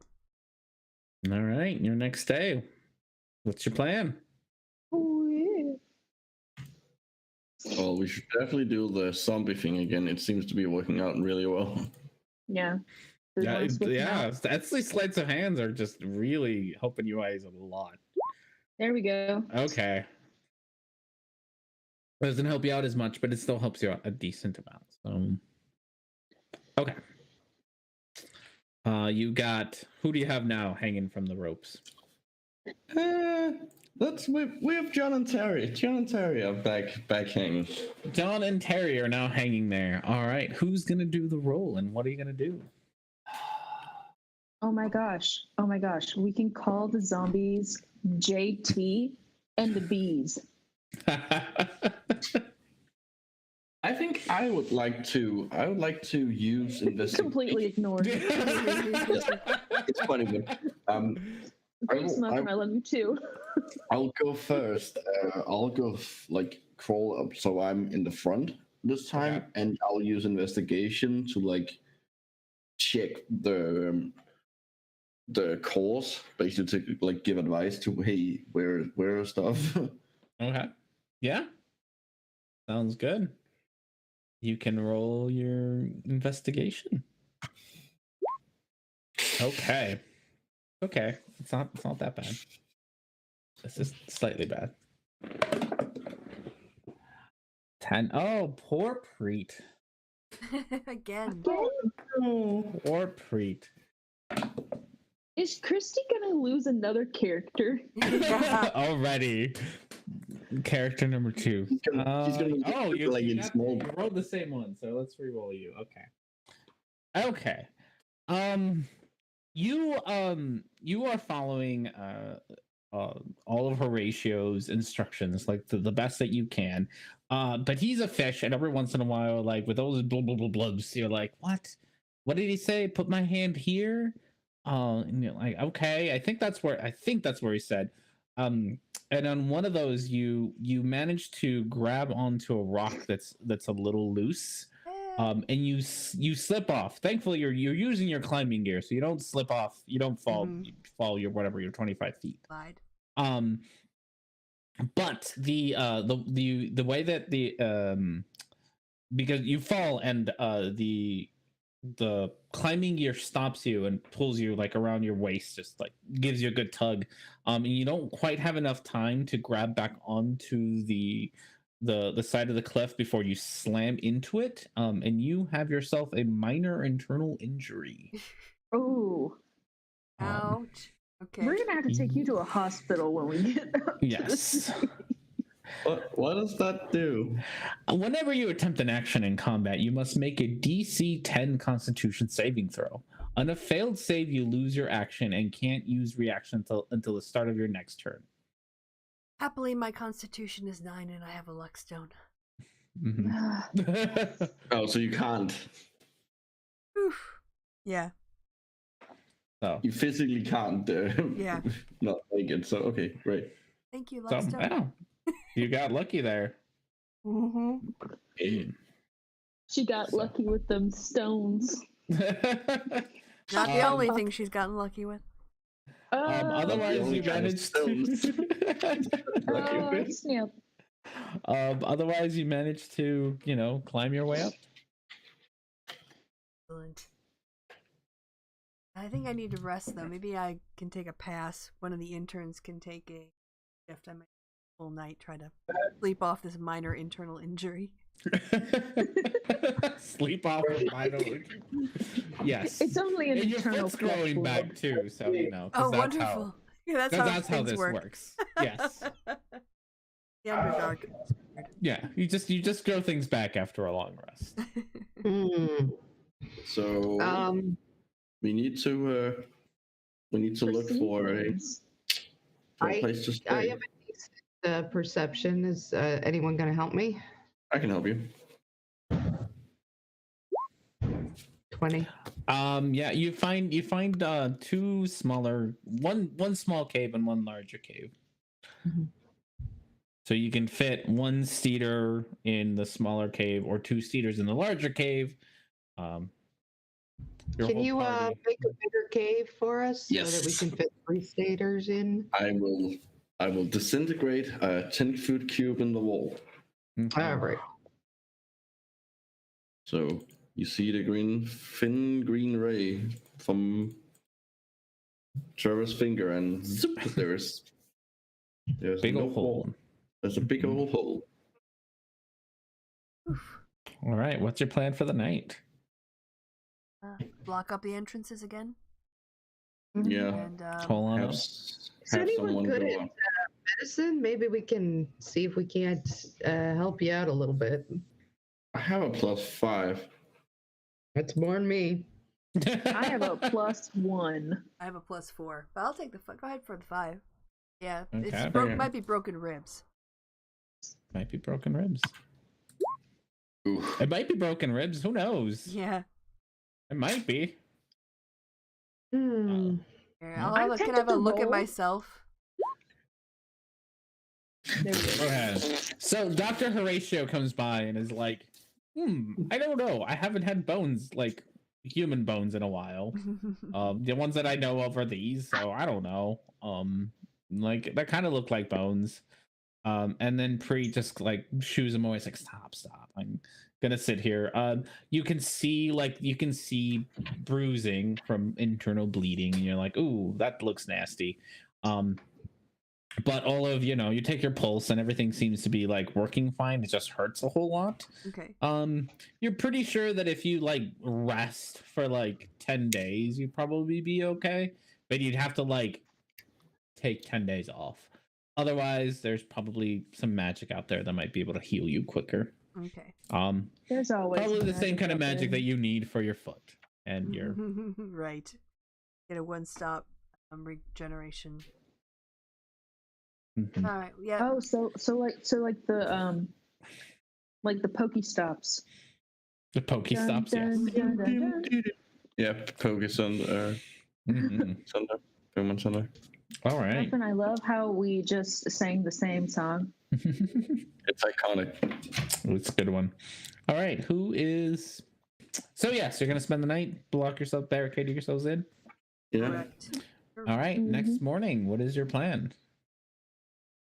You can almost see the top. You're like, oh, like maybe another day of like super hard work or 2 days of less hard work. You might get up there. I can use my sleight of hand. How are you going to use your sleight of hand?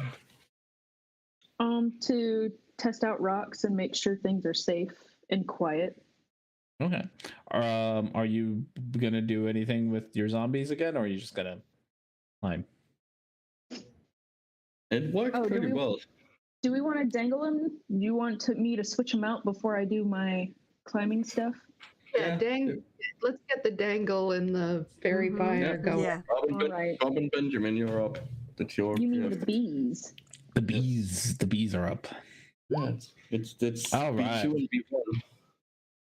So that's my roll to tie him up, and then my next roll is to climb. Okay. Next roll is to climb. Okay, good thing you tied them up that well. It doesnn go quite as smoothly as when Etsley was stealthing her way up, but she does manage to kind of like, you see her go ahead of you all, test out rocks one at a time, and find the loose ones. You kind of like see loose rocks just fall around you as she's like, nope, that one's loose, and just kind of chucks it out into the void. Watch out! Yeah. You do see a couple of them end up hitting some of the umbrella things, pecking at the bees. So you kind of a couple of, after a couple of hits, they're like, nope, we're done, and just kind of leave the bees alone. But you make it up your distance. And at this point, you're fairly sure that you can see some sort of bright light up ahead. Like you are so close you can almost taste it. Do you want to push? Can we tell whether or not we just need one more, or like one more push, or you can do a perception, or yeah, anyone who would like to look can do a perception. I'll do a perception. I'll give you And help. I will help you. Oh, you help Okay, me. you got some help. So a 19 is not bad. With a 19, you can tell that if you pushed yourself for another 8 hours, you could make it there.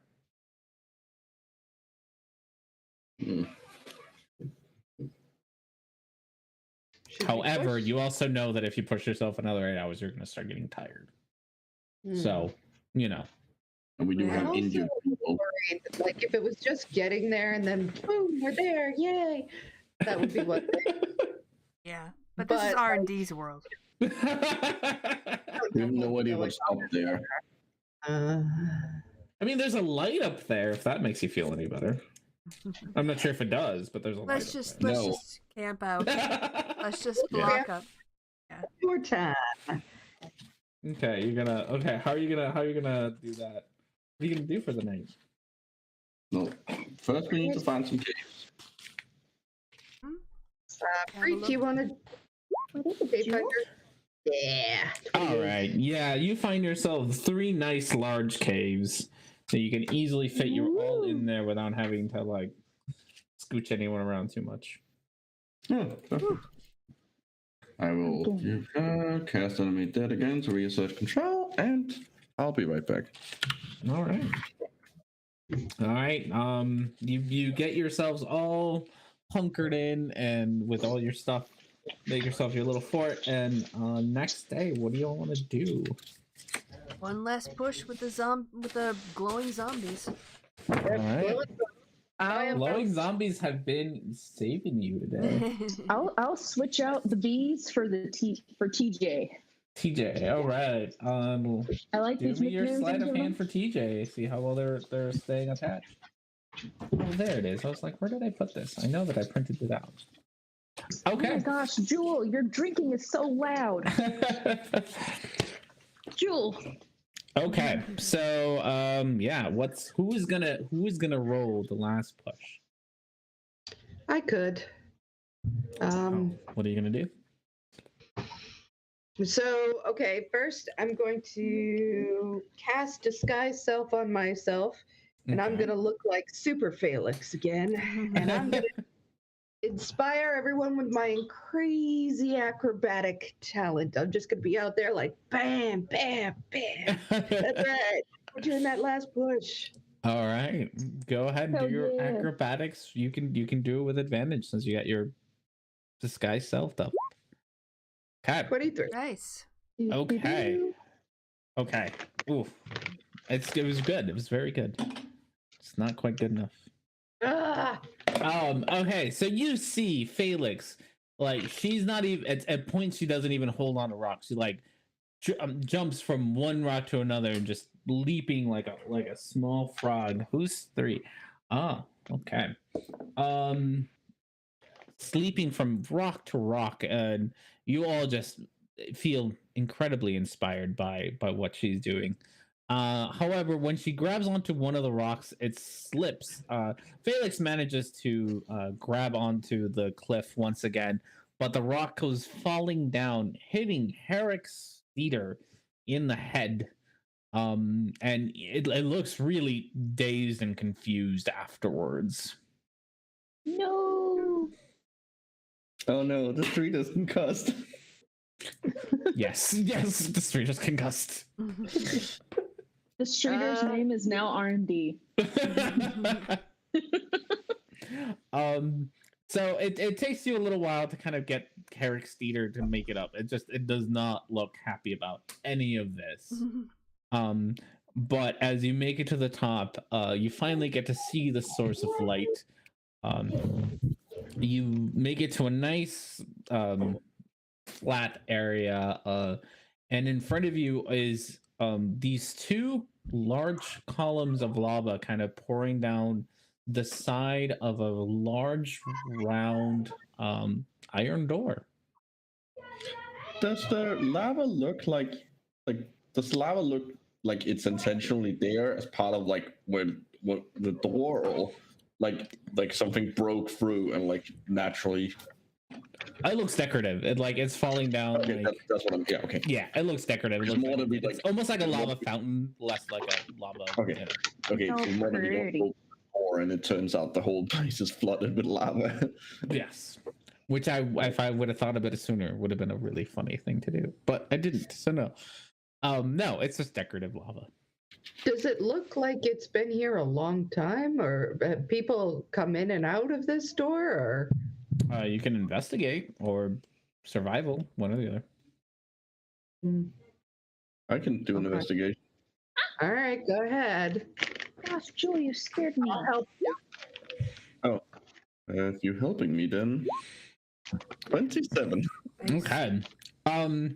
This area looks extremely well taken care of.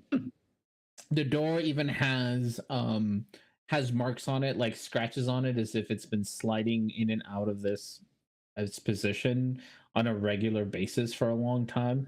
However, as you kind of look around, the footprints that are hanging around here, or at least they look fairly old. Like, thankfully it doesn't rain down here, so it's not like they're gonna get washed away or anything. But you'd guess anywhere between like 2 or 3 weeks since the last person left through this gate.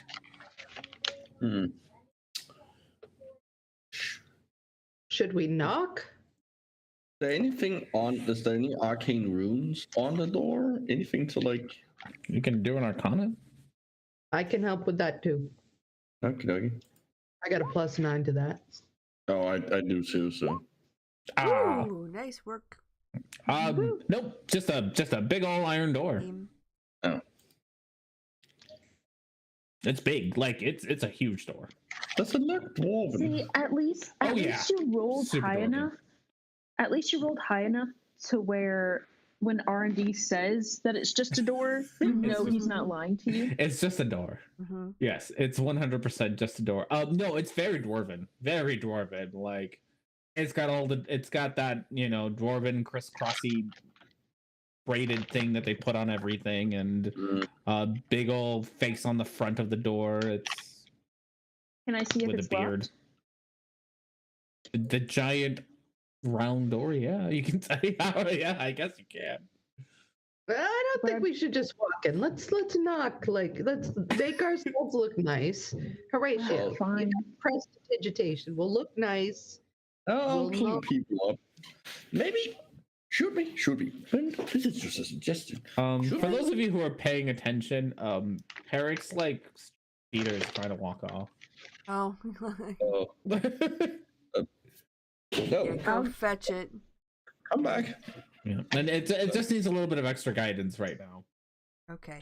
Um, I can walk Should next we- to it. and this is just a R&D, suggestion. come back.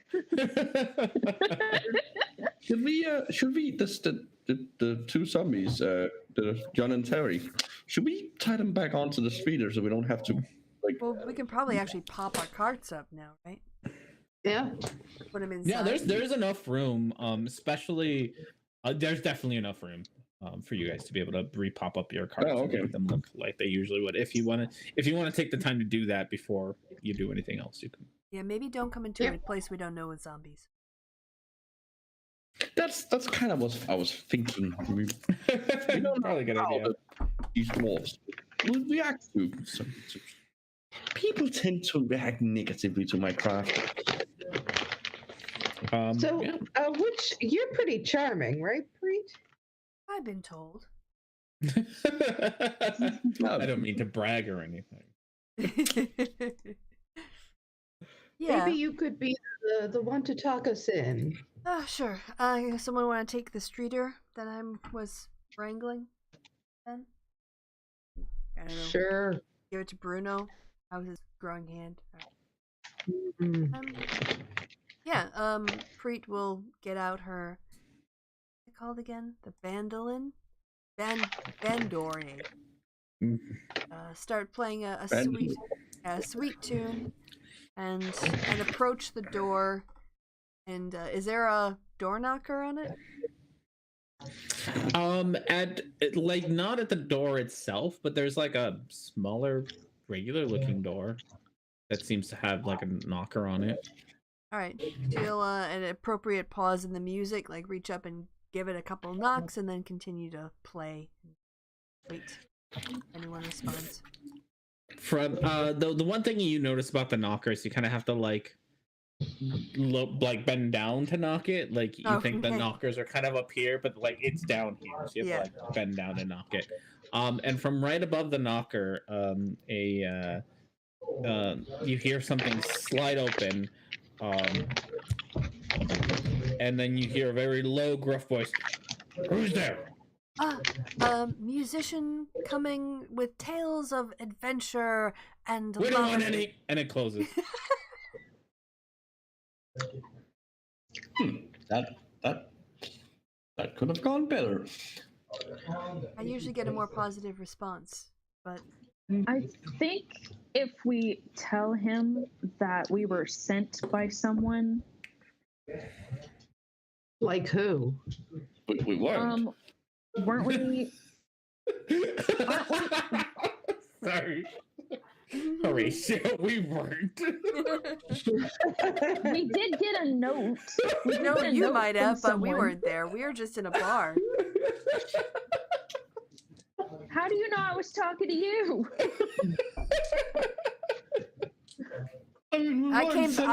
I wandered back after I got the door slammed in my face.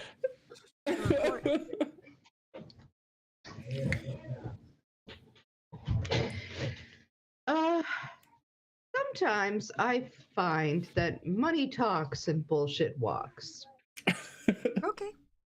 So maybe we could knock and just I'm gonna knock on the door. Offer some cash. Okay. Etsley's gonna knock on the door. Okay. I mean, Preet is still the nicest one, but she could be. I tried. Yeah.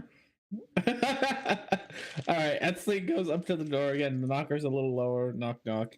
You hear the panel slide. The gruff voice. She's still out there. We don't do any of that religious stuff. Get her away. Oh, she's not religious. Trust me. Well, whatever. What do you want? We need to get in this city. We have business. Business? What kind of business? We're meeting someone. That's extremely vague, and you're a stranger. Yeah, so are you. Yes, but I pulled the lock to this door, so... I'm meeting my mother. Okay, there's a lot of mothers here, so you're gonna have to be more specific than that. Well, she's here, so what do you care? Which one is mine? Like, it's not your mother, is it? Does it matter? Do you have to mind other people's business? Do you know what a guard does for a job? I'm gonna take out 5 gold out of my pocket. Yes, I'm gonna take out 5 gold out of my pocket and be like, I'll give this to you if you let us in. My honor is worth far more than 5 gold. And he shuts the slide. How much is it worth? Just tell him your mom's name, for goodness sake. We were told, if I remember correctly, in the letter, we were told to let them know that we were meeting so-and-so. I don't remember the name. We were? You were? You still have the note. In the letter. Yeah, where's the note? You still have the note. I wrote the note, so I'm also confused. It just says that it wouldn't allow human soldiers into the city. Yeah, and none of us. Yeah, however, they will welcome Claire into the city with open arms. Yeah, they'll let Claire in. If we tell them that we're here to meet Aaliyah, maybe they'll let us in. Well, no one's going to believe she's my mom. Yeah. I'm going to knock on the door again. The panel slides open. Now what? We're here to meet Aaliyah. Who's Aaliyah? No. I don't know, some bitch in the city. Let us in. Lady, this is a city. No, really. My mother's name is Fanton Felkaren. Let us in. Ah. So, okay. She left you a message. She says that you need to go to the Broken Spoon, and she'll meet you there. Is that in the city? Yes, it's in the city. And he closes the panel one more time, and then you hear mechanisms in the back creak and roll, and the big iron door slowly rolls out of place, opening the city to you. Ashley's gonna go over to her what's it called? Her caravan, and just bang her head against it, and just annoyance, because that is what she meant to do. Welcome to Sonk. Yay! Level up. Finally. How long have we been trying to get here? Months? Months, probably. Long time. Where are we? Where did we come in? That's the entrance right there. Oh, okay. So we're like, hey, which way's to the Broken Spoon? Go to the center of town. Can you move my inspiration over to this new map? I can move your inspiration. That's it? That's like the whole, it's just That's it. That's how he's just gonna go to center. He's all right. He's grumpy. He's a dwarf. Thank you for your help. Grumpy dwarf. See, that's how you treat somebody around here. You won't miss it. It's got a spoon on the sign. That's broken. Oh, an appropriate name then. Hey, does anyone here speak Dwarven?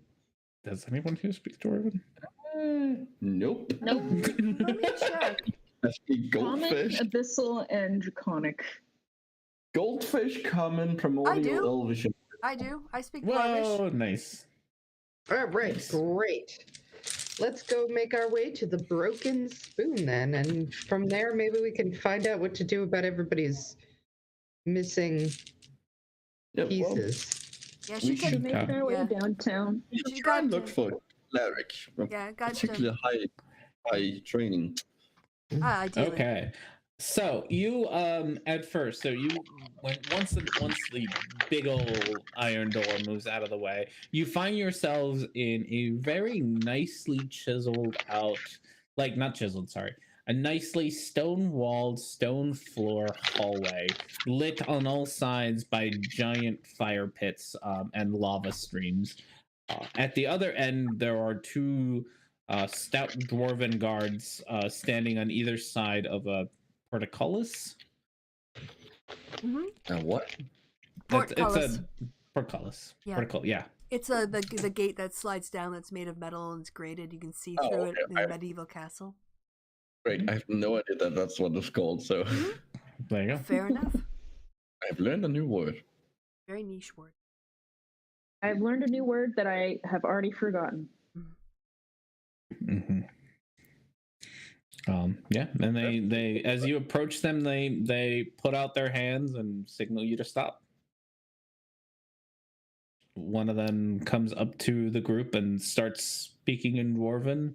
Preet, you 100% understand this, so you're fine. The rest of you, it sounds like very deep, grumbly nonsense. I can translate.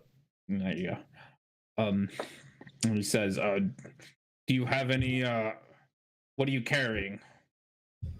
Wants to know what we're carrying. Oh. Would you like a tour of my, tell him I'll give him a tour of my esteemed cart so he can see all my stuff.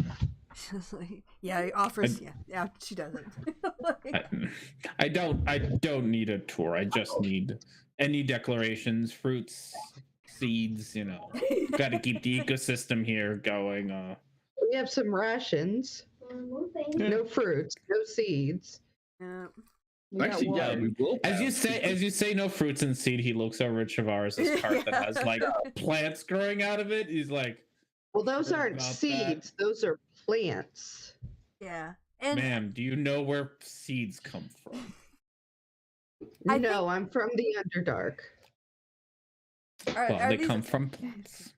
Are they all Underdark plants? So didn't she have some over stuff that she? Yeah, no, she had some overworld stuff. Yeah, she has plants. Yeah, it's like this is it's overworld stuff. It's not from the Underdark. We're not bringing up anything. It was a visit. It was an herbalist. Wouldn't survive down here. Too much slobber. We'll have to get that cart inspected. And he writes something down on a red sheet of paper and then sticks it on the side of Shavaris's cart. Continues to walk down. Any pets or animals you need to declare besides the steeders? Yeah. I would like to declare Petunia and Rosie. And Petunia and Rosie pop up. Have they been vaccinated? What is this? Australia? Well, Petunia is Fae, so that doesn't work on her. But I believe that this one, I mean, I picked it up in a very, very esteemed place, so I'm sure that she's been vaccinated many times. Looks over Rosie. She needs to go look at the veterinarian on the way in. Writes down something on a red tag and hands it to you. I was so also, hoping her that he collar was is going to getting a write little on tight. a red. You might need to loosen it up. Ooh, she's getting big. You get it Yeah. a big. Oh, it was a big. At this point, you notice that Petunia is getting pretty big. I'm not sure how much Felix knows about Displacer Beast, but they grow up real quick. I was so hoping that he was going to write on the red thing and then just stick it on Rosie's forehead. Yes. I am actually really looking for it. I am so glad to hear that you have a qualified veterinarian here. Yes. Anything else you need to declare? Only my genius. We do. We do have some zombies. Is this a pet that also needs to be declared? And he looks at Horatio. No, this is a They're not crazy like pets. They're more like a hobby, really. No, I think he's referring to the fish. The fish. No, the fish need to be declared. The fish is who's talking to you right now. Don't engage the fish. It does need to declare the fish. No. He writes a note down for the vet and sticks it on the fishbowl. Needs to stop by the veterinarian. The vet takes a very good look at this one. Estily's gonna put her hand over her mouth to try to suppress laughter. This is. I am offended. Brilliant. This is brilliant. Is there anything else that needs to be declared? No, I don't think so. All right. Each card's going to be 5 gold pieces, Chax. Make sure that you stop by the vet office for those 2, and maybe for that one, kind of looks over at Harris Streeter, which is now kind of on sideways, like leaning into half of its legs. He doesn't look very good. All right.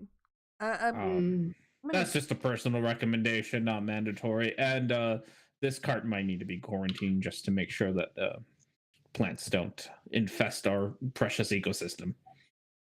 All right. If I did a healing spell on the streeter, would it recover, or is it like an internal injury thing? It's got a concussion. Okay, so I it needs to go to the vet. It needs to go to the vet. Okay. I've taken 20 gold out of the kitty. Okay. We need to start making money again. My mother probably has some jobs she wants us to do. We may want to think twice about anything she wants us to do, though. She's a little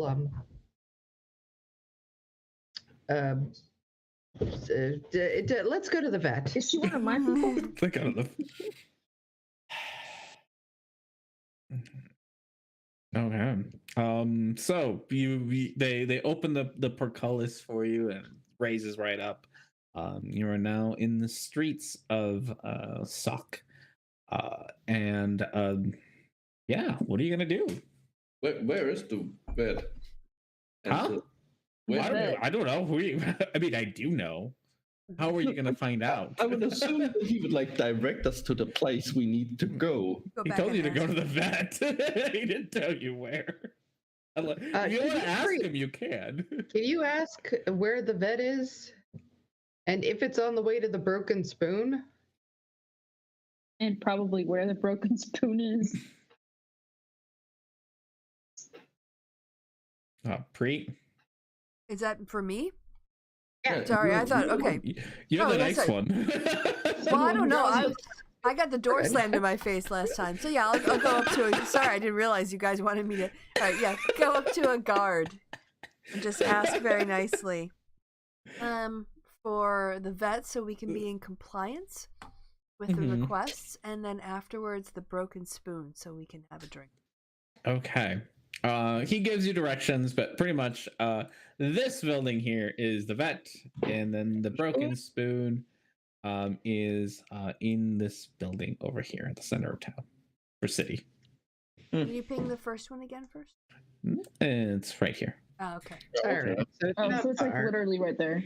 Yeah, it won't struggle. But he gives you directions. Whatever. Turn when you get there. You'll see it. It's got a picture of a I don't know what's an underground thing.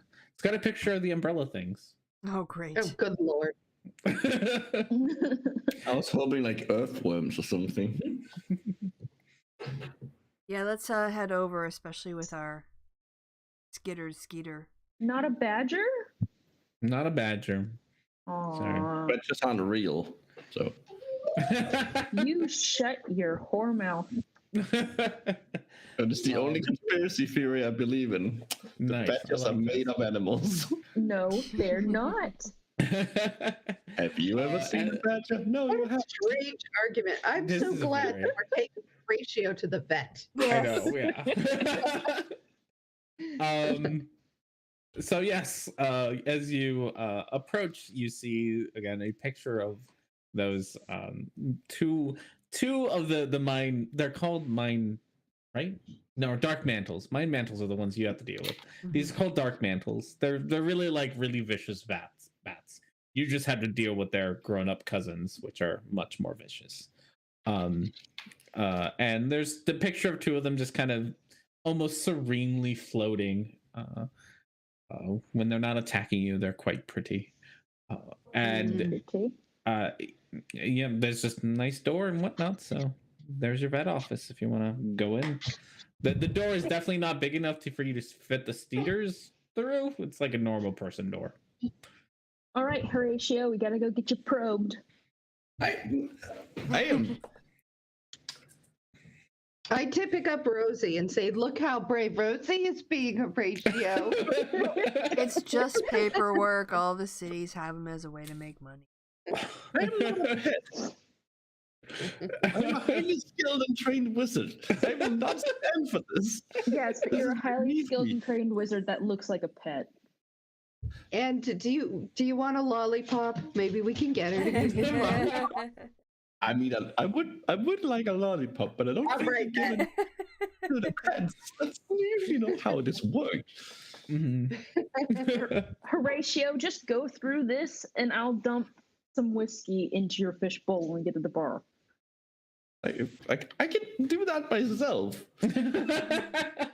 I'm not a child. Well, you're obviously a pet now, But, so yeah. But you're acting like one, so. Come on, guys. Let's take let's get this over with. Are you just gonna leave your Steeders out in the street? No. I mean, We do need to take one of them in. yeah. The rest Stop of them, going in through the front door. Well, I'll ask at least Bruno and Tiago if they Yeah. can. Oh Okay. God, they can't be left alone. I can keep an eye on them. I can't go anywhere. Really, my foot hurts too much to play. That's fine. Okay. Okay. Just All right, keep so it Pre-Tiago and Bruno stay outside with Yeah. the Steeders. Etzli, Felix, and Horatio walk on in. You see a lovely dwarf woman at the receptionist desk. Oh, welcome. Welcome to the Dark Mental Vet. How can I help you? Well, I have a couple of pets here to check out. If the vet is available, and I yes, produce Rosie. This is my beautiful kitty cat. This is my fish friend, and I have a streeter. Okay. We have a that concussed streeter. Well, I will say that is not a cat, but looks like one for sure. It's a fairly common confusion, but we can definitely have the doctor take a look at her. Do you have the paperwork from the city? The red tickets? Oh, yeah. Here. Sorry. Thank you. And you said you had a streeter outside? Yes. Who has a concussion? Okay. It got hit in the head by a rock. Oh yes, I'm sure that hurt. And what is your name? Kind of looks at Trevor. That is Trevor. I'm down here. My name is Horatio. This is Horatio, Trevor's pet fish. Oh, very well.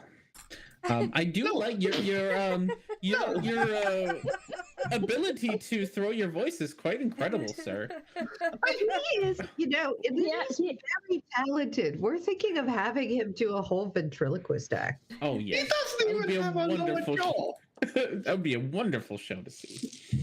Trevor's pretty shy when it comes to talking to people, so he prefers to talk through his fish. It gives him confidence. Oh yes. This is all lies. Well, please have a seat. Dr. Darkhide will be here in a bit, and we'll call you back.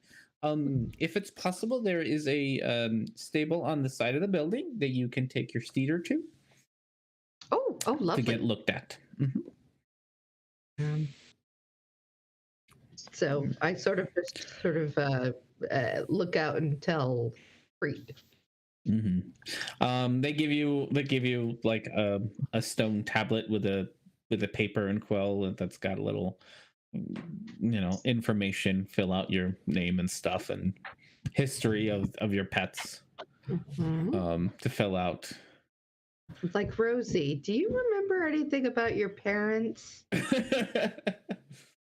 Rosie just no. I'm sure they were nice people. Probably nice people. As you fill out your paperwork, after a few minutes, you see another female dwarf come out. This time wearing seems to be wearing a lab coat. It's just let's see. I think I have Rosie first. Here we are. And so I take Rosie and I bring her in. Okay. Petting her like, don't be nervous. It's okay, honey. Takes you to a back little office. And just kind of looks over Rosie and talks to you. Do you have any concerns about her health? No, she's she's very strong and smart. And she's good at displacing herself. Yes. Her collar's a little tight. She's getting pretty big. I don't know if you know much about displacer beasts, but they grow up real fast. About maybe a couple of months before she's fully grown. Might want to make sure you keep up with her training. They can be quite vicious if you don't train them correctly.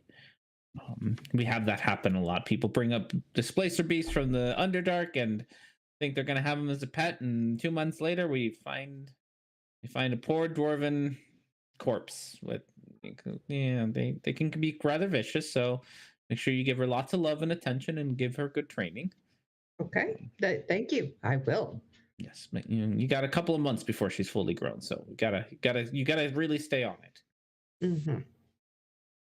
However, she does look like she could use I don't know how to politely say this, but she's got a little bit of evidence of fleas, so I'm gonna give you a little flea shampoo. Just make sure you give her a wash and use this once a day for the next 10 days, and she should be nice and clean. And I'll be able to give you a stamp to keep her in the city. Absolutely, doctor. Thank you. You see her reach into her drawer, take out your red paperwork and stamp it with approval and hand it to you. You'll be able to find the shampoo. Yeah. Ask at the front for the shampoo, and she'll be able to give it to you. Wonderful. Thank you, doctor. Yeah. I would like to say real quick, D&D Underdark, if you liked it when we waited in a waiting room, then you'll definitely like this episode where we go to the vet. Yeah. Get flea shampoo. Yes. Yes. I mean, after losing an arm and most of a foot. We're gonna have. We have to do this to get into the city. Yeah, we're gonna have. Come back next time. Go ahead. Come back next time where we do our taxes. Oh, I was gonna say, get a job as a short order cook, and then have to describe how we make all the food for 8 hours. Yes, your 8-hour shift. You walk out, and Dr. Darkhide follows behind you and just says, Horatio, you're next. Edsley, you should probably help Trevor out. Yeah, I'll go with them. We can take care of this on our own. Thank you very much. No. Trevor, you obviously need some help. Yes, family and friends are welcome. This can be a very stressful situation. Make sure Horatio is nice and healthy. Doesn't have any algae problems, because I've been noticing aroma. Okay. I keep the tank clean using prestidigitation every day, several times a day. I will not. All right, come on, Trevor, bring Horatio. And Edsley's just gonna start guiding Trevor and Horatio into the. You're not guiding Trevor.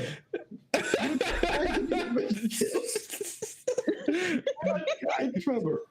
He doesn't understand and you. Edsley's gonna like lightly tap the top of the bowl very, very lightly, like there. It's okay, Horatio. It's okay, Horatio. I know you're a very nervous fish. I'm not nervous. I'm angry. I am. If at all possible, you could get him a lollipop. He loves them. Oh yes. I would like that, but if you want a lollipop, you gotta cooperate. And then she's gonna fully cooperate.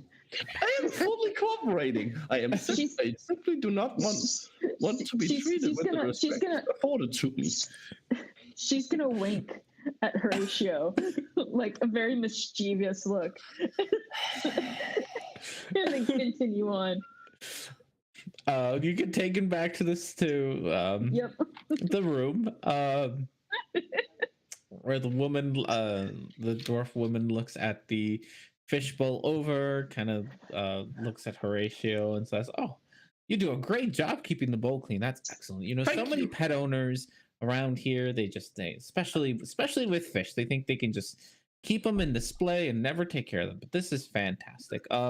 Your fish is looking a little skinny though, so I'm going to suggest a nice little diet of, increase his food intake a little bit. He's looking a little thin, but otherwise looks plenty healthy."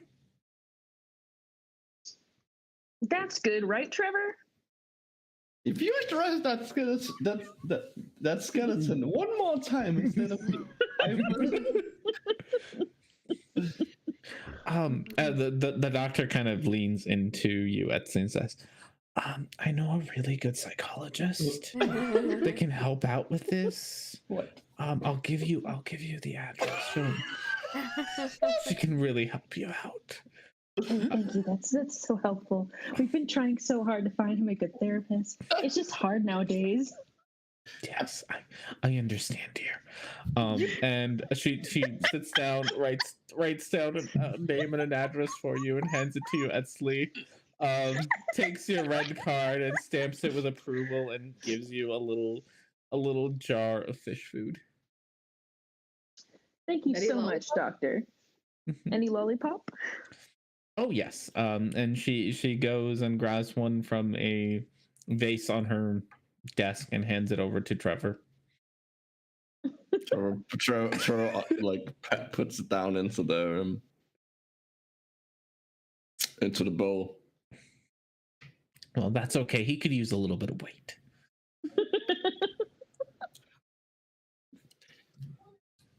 This is.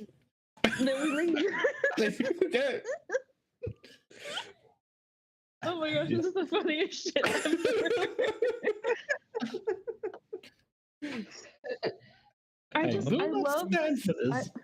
I love the switch in dynamic between Etsley and Herrick and Etsley and Horatio. Yes. It's just great.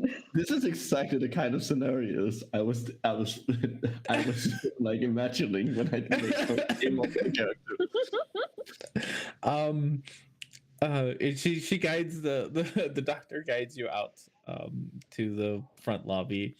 There is no name for this Steeder, so I'm not sure what to call him. Carl.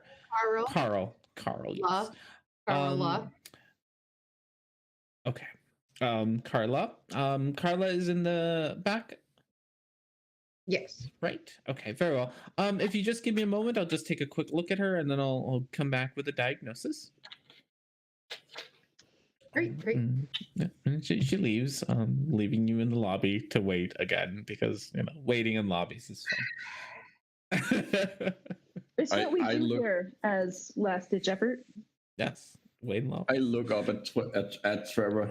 You don't this. If this goes to your head, I am replacing you.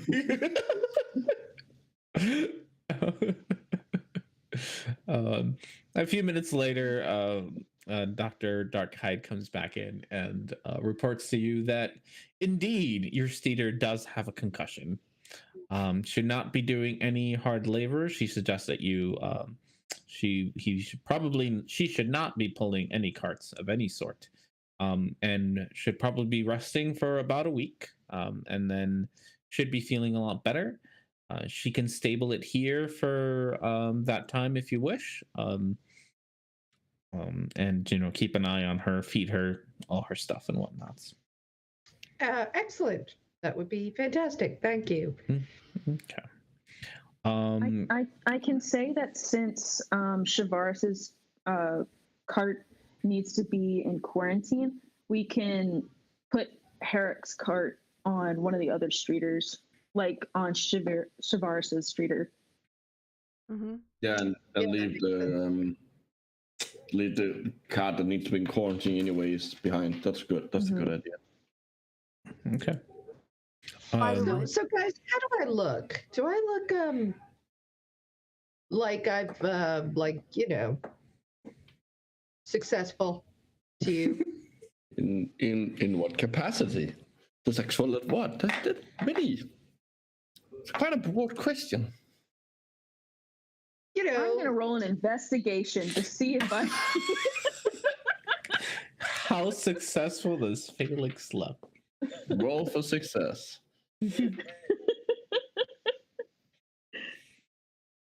Well, no, I mean like business successful, All right, where are you guys standing? Are you back in the street by us? I mean, you look more. Back in the street, yeah. Yeah, have we left? Yeah. Oh, you get charged 10 gold for everything. Cool. Somebody should pay that, but otherwise 10 gold? 10 gold for Out of the kitty. We really do. for everyone getting treated, and the fish food and the flea medication. Yeah. Preet, I'm gonna. Oh, sorry. Here's Felix's. Aye, lass, you look pretty. And and Esley's gonna say, "Well, you look more successful than I do." True. All So right. Well, why you are worried about your business look? Well, my mom. Why are you talking like a pirate? Business woman?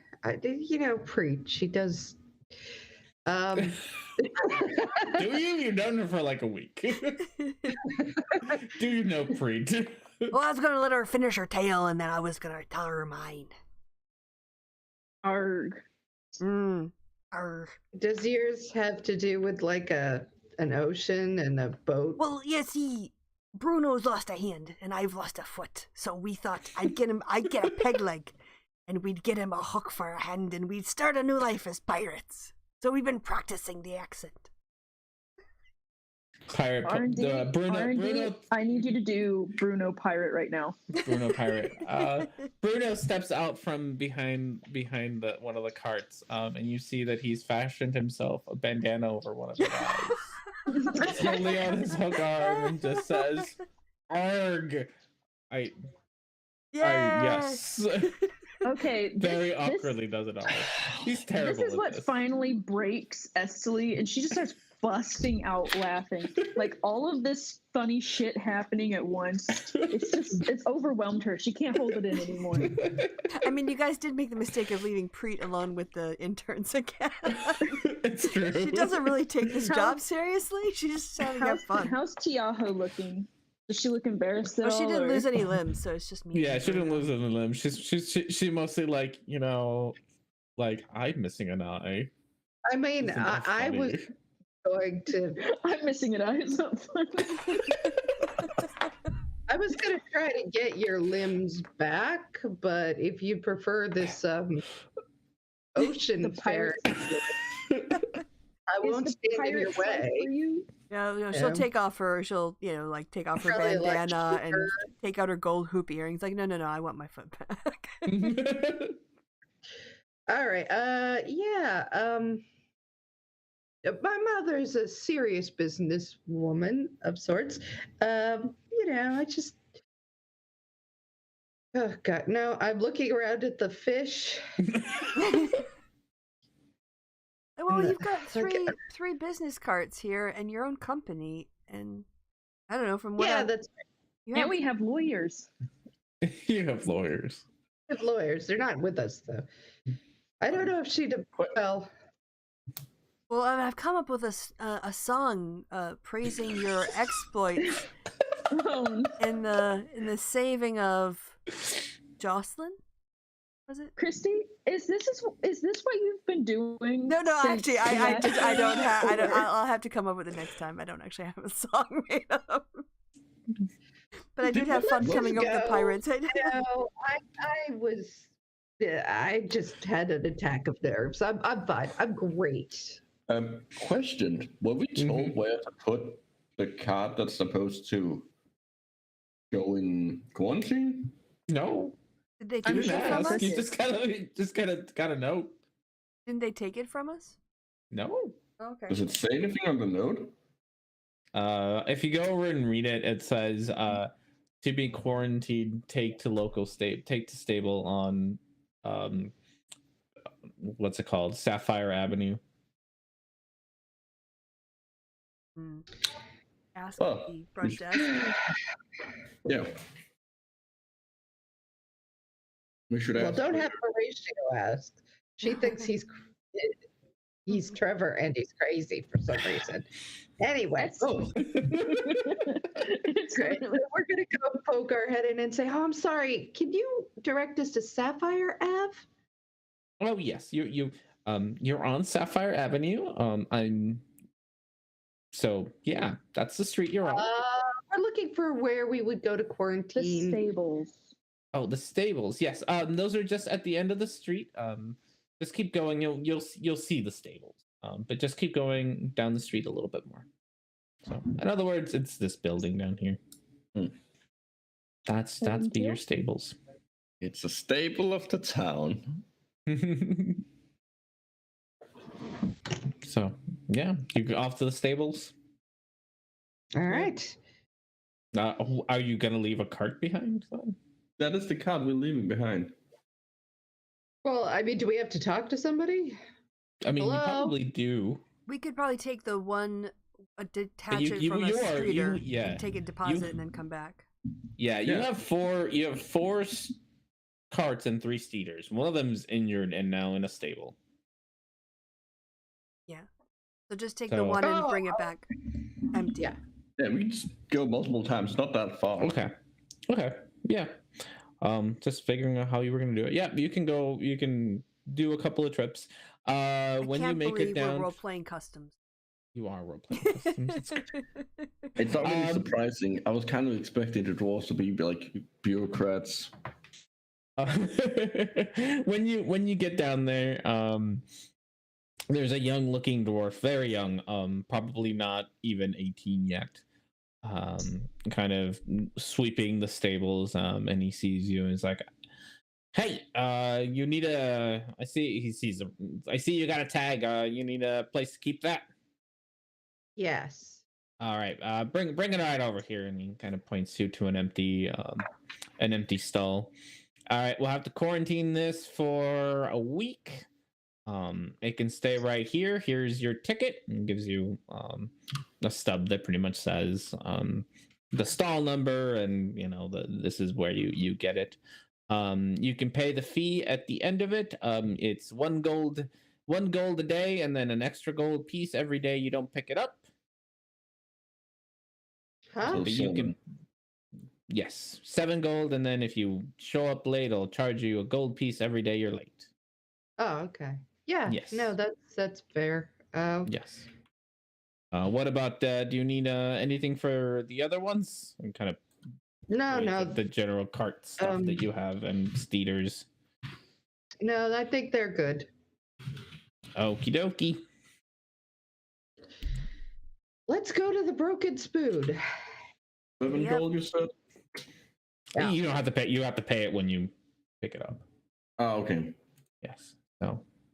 If we pick it up. It's yeah. If yeah. if you get back to pay for it, but. I assume we are. Yeah. Well. Yeah. Horses. Yeah, you're missing. You're down a steeder, and you're down a. Well, he just needs a break. We just need a few days off to have downtime. Okay. Like they do in most of these kinds of things every now and then. Yeah, we're gonna have about 7 side quests. Yeah, about 7 side quests. All right. Following the directions that you were given to the Broken Spoon, you find yourselves in front of a rather swanky looking place. It's got nice decorations on the front. Wooden door, real wood. For those of you who have seen wood, real wooden door. And planters on the windows, real plants. No mushrooms anywhere. All the lights on the streets are fire. You do see a couple that are like these bright glowing red crystals, but for the most part, people are actually using fire rather than relying on crystals and mushrooms. So for those of you who have been in the Underdark for the last 5 years, which is most of you, it's all different sights and different smells. You can smell regular meat, bacon, and cow and things being cooked nearby, rather than kind of the almost pungent smell of bugs and worms that you've been accustomed to. And there's a non-zero chance this is a trap, by the way. A trap? Me never. Non-zero. Never. Nice Trump trial reference. Thank Yeah. All right, yeah, and yeah, there's a sign with a spoon that's broken in the middle, kind of hanging by 2. It's like free hanging by 2 different chains, so that they like spin around almost like a mobile. Do you have any signs like open mic night? No, actually, it's got no. Unfortunately, it doesn't. It actually has a sign that says closed. No singing. What? Closed? Yeah. All right. Well, I'm just gonna go up and knock. The door opens. Oh, good. I want to look around for any thieves' camp. Before you go in? Yeah. Mm-hmm. Sure. There isn't any. Unless you want to investigate, and was that your investigation? No. No. This is my investigation. That's your investigation. You find in the corner on one of the planters, you find a note that says trustworthy. Near this bar? On one of the planters on the windows. Like carved into the wood of the planter, it says trustworthy. Esteli looks over and says, "This place is trustworthy." All right, well, let's head in. So, in we go. All right, as you walk in, just you, everyone coming in? Who's coming in? Is this like the Old West where we can tie up our eaters outside? I'm sure if you looked around, you probably could. We'll park them then. Yeah, take your time to tie them up and park them. So everyone, Bruno and Yahoo coming along. Yeah, let's all go. Okay. The whole company. The door opens wide, and you see inside a rather large, empty, almost restaurant bar looking thing. There's a fireplace at one end burning brightly with fresh logs, one long bar area, and like something that looks like a piano at another end.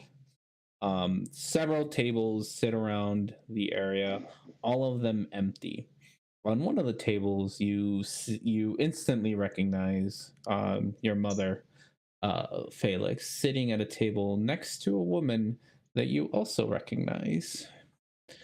Bam. As you see that she is sitting with Claire. A hooded figure stands at one of the tables next to her, and another one stands by the door. Nobody moves. Your mother sees you and says, "It's about time you got here. This woman says she's got a job for you."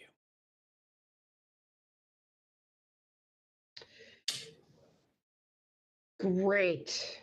That's great news. Thanks, Mom. Well, she wouldn't stop looking for you.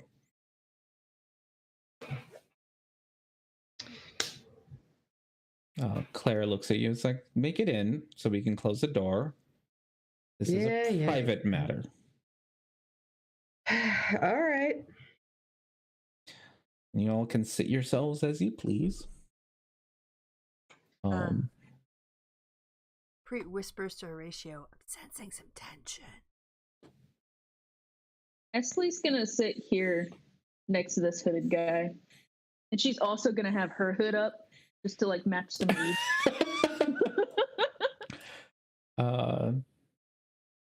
Yeah, I'm gonna sort of say, Bruno, why don't you head towards the corner somewhere?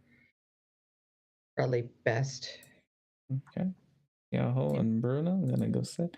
The hooded figure closes and locks the door behind you guys once you're in, and just stands guard by it. There is no bartender, but there is a bar. No, I'm just like yeah. Something that you notice is that the whole place is empty except for all of you. Yeah, that's just a sea dive. So. Wow. It's been quite a long time, Felix. So Claire looks at you. Yeah, I'm sure you've been just up nights worrying about me. What's this job? Ready for business, I see. Wow. You'd become quite good at playing nice with cities. And you see, I have a bit of a problem. She reaches into her pocket and takes out a small square metal plate that's solid blue and puts it on the table. This is called cobalt steel. It's a very rare metal that I need to get a hold of. We found a deposit of it not too far from here, but some of the survey parties went missing about a couple months ago. I really could use your help making sure that we get access to this cobalt steel. And just gonna pause here. Every other time we've met, you've attempted to kill me, so how are we gonna, like, it just seems like our business relationship is a little strained right now. Like, we need to establish a basis of trust and communication. I see.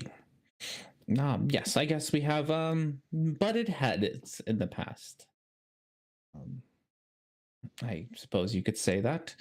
Well, this is purely for the interest of the Kingdom of Leonis and has nothing to do with you. I have a very good relationship with the King of the Everlasting Peaks and wish to make a good impression of him so that we can continue this. He's been having this problem, so you'd be really doing the job for him, but since I need to look good, I would want to introduce you as a friend to do the job for him, granting me a little bit of favor. And, you know, in exchange, I can stop bothering your mom. Mom, has this lady been bothering you? She's threatened to kill me a couple times, but, you know, dear, nothing I can't handle. She's so insistent. Yeah, regular business. All right.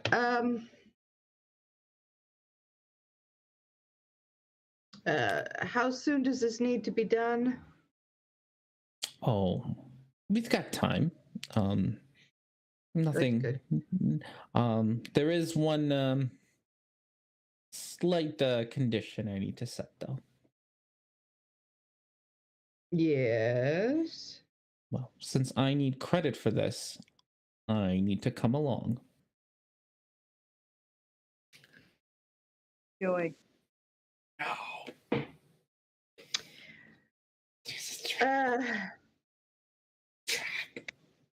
Yeah, thank you.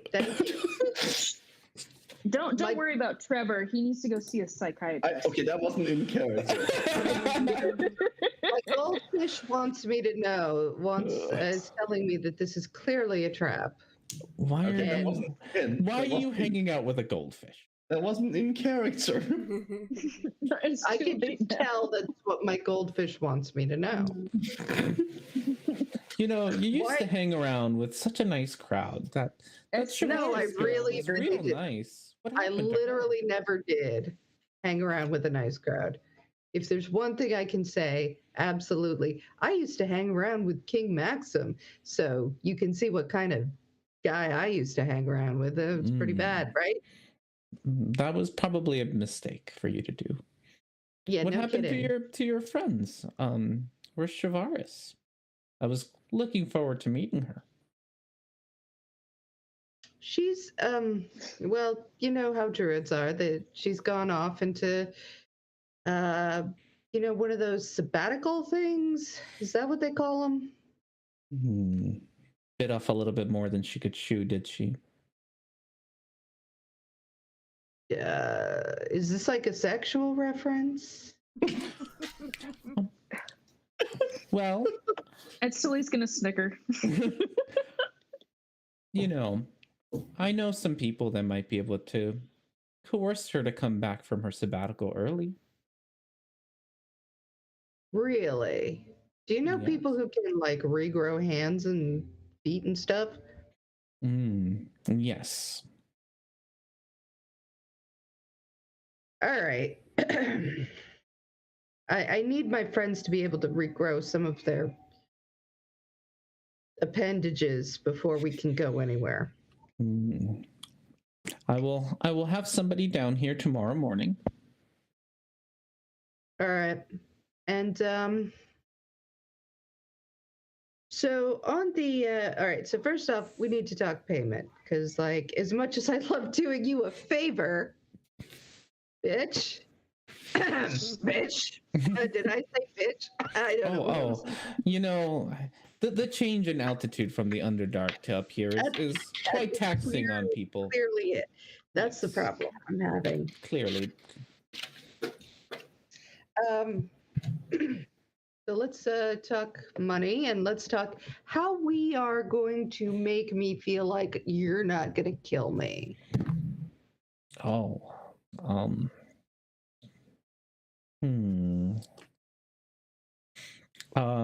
She reaches into her pocket and takes a parchment that's been rolled up, and it's got with a seal on it that looks like a cog.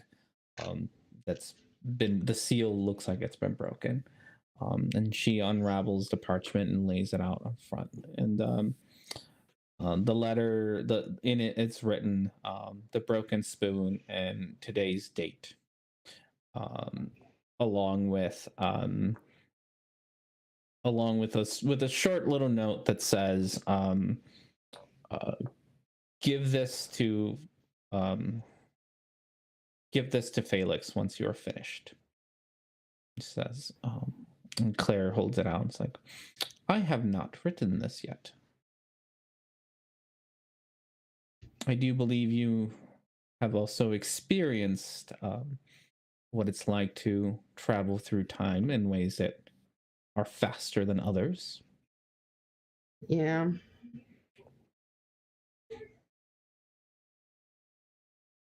So what does it say that you haven't written? I haven't written. This is my insignia. She points to the crest. Once we are done, I will write this note, and I will hand it to you, and you will deliver it, making sure that you are alive. This will guarantee that you will live through this. If I were to in any way attack you, or if you were to go into harm's way, I would not take too kindly to that. All right, can I insight check? Yeah. Always insight check. Hang on a second. I'm gonna look. A little better. That's a little better. This timey-wimey shit makes no sense to you, but you have experience in the past how Chavaris has found letters, and have been told with directions of like where to put the books back. Clearly, Claire knew where to find you and has told you where you would meet, as she has already told you would meet in Sock, and she would see you here. So she knew you were going to be here. All of it even though timey-wimey doesn't make sense, the fact that she predicted where you'd be lends credence to the fact that she's probably telling you the truth. All right. So I'm tired. So she's offering us a chance to go to do this thing, and at the end we go free. Like they stop bothering us forever and ever, and we don't have to worry about their crap anymore. No, she'll probably pay you, and she'll stop stalking your mom. And she's guaranteeing that you'll be alive, because otherwise we'd break the time stream. Yep. All right. You don't want a grandfather paradox. Yeah, pretty much. She can't. Okay. Yeah, if you were to die, then this letter would never get delivered, and that would create a paradox. All right. Sorry, I'm really. No, it's fine. Time nonsense. Time nonsense. All right. So, how much are you going to pay us, and how will we know that you're actually going to leave my mother alone? I mean, not that you can't handle yourself, Mom. I'm just saying. Why have one less thing, right? One less thing. I really have no real interest in your mom besides getting to you. Once we're done, she can do whatever she wants. I'm sure she'd do that anyway. But like, I'm payment. Remember the payment? You keep skipping over payment. Oh, fine. 500 gold. No, but you need to tell us what you're going to pay us, because I'm not talking about a tip. I see. How does 1,500 gold sound to you then? I look at Etsley.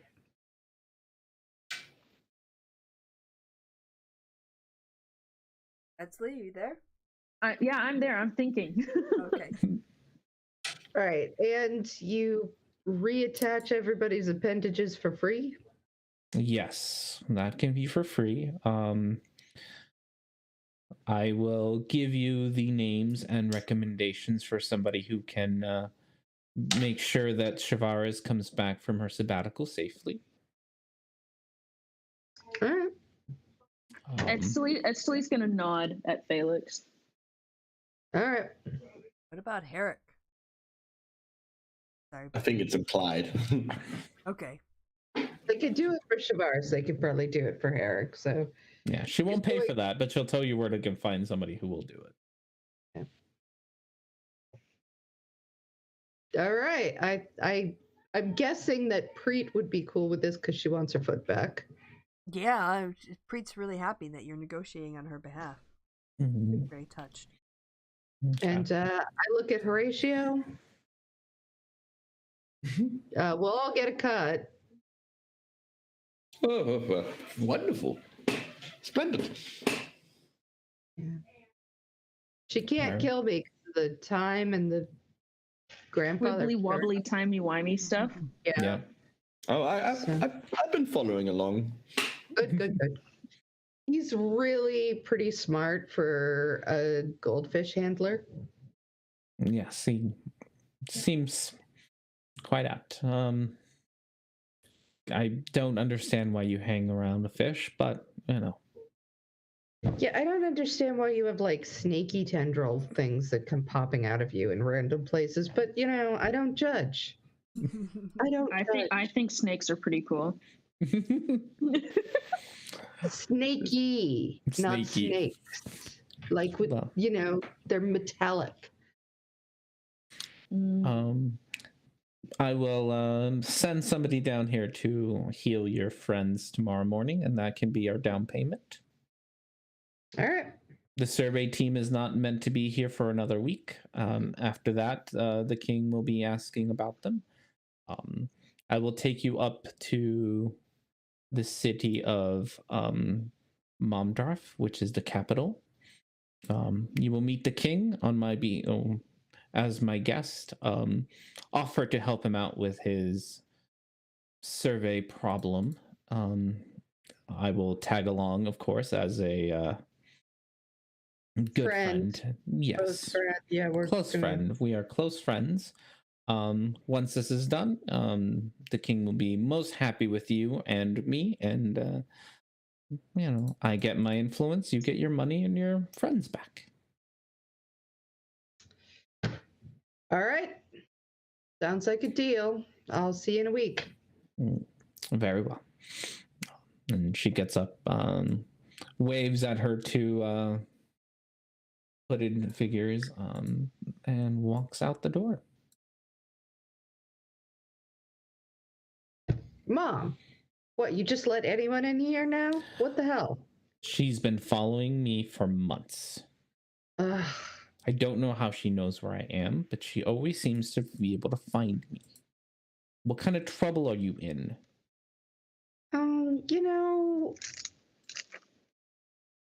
It's kind of complicated. Is it? The whole kingdom of Leonis is looking for you. You've been gone for 5 years. I know. I'm sorry about the 5 years thing. We ran into a time loop. It was an accident. Wow. There was a time gate and a weird cat, and the next thing we knew, 5 years had gone by. Trust me, this was just as weird when they first told me about it. All right, listen. The short part of the story is so this guy Maxim killed a princess so that he could take over the country, and then, tried to pin it on other people. Well, he did pin it on other people because, people are gullible. People believe anything. It's fake news, and nobody cares. It's no journalistic integrity. That's what I'm saying. And, then because we knew about it, we knew that he actually was one that killed her. They keep following us around. It's annoying.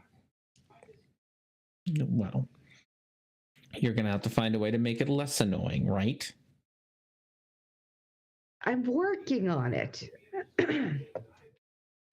Well, I can't always be there for you to get you out of these problems. You should know better by now, Felix. I know, Mom. I'm sorry. I was worried sick about you, and I'm glad you're safe. Thanks. But I'm glad you're safe, too. We came all this way. Well, thanks to a generous donation by your new friend, you have the run of this place for the next week. Great. Rented it out. No one will be here to bother you. Unfortunately, no one will be here to get you drinks, but... Oh, I can help myself. Edsley's very talented. And then Esley's gonna get up and go behind the bar. It was like a job she did when she was like 18. It was a bartender. Brit's gonna join Horatio at the bar then. Like, And sure, Esley's gonna start mixing drinks and shit. on the bar. Why are you hanging seems around like- a fish? You know that's a fish, right? I am a Well, What is it with everyone today? Yes, I am a fish, but I'm also a person. I have feelings, This isn't the Underdark anymore. Now you're weird. Yeah. You weren't weird before. Now you're weird. yeah, Mom. Horatio has feelings. Look. Don't be mean. At this point, Rosie jumps up onto the table and just walks right over to your mom, who instantly just starts to coo and caw over Rosie. Oh my goodness, what is this adorable little thing? This is Rosie. Well, she's gorgeous. You should be training her. Have you been training her? I've been training her, Mom. No, you don't think I could have a displacer beast kitten if, you're not training her? I will spend the whole week, though, focusing on training her. They grow up fast and loosen her collar. She's already growing out of it. I loosened it. I was just at the vet. I thought I loosened it enough. I'll loosen it some more. I loosened the collar more. Esley's very amused by this interaction. Different side of Felix. The woman who led armies is now like, I'm sorry, Mom.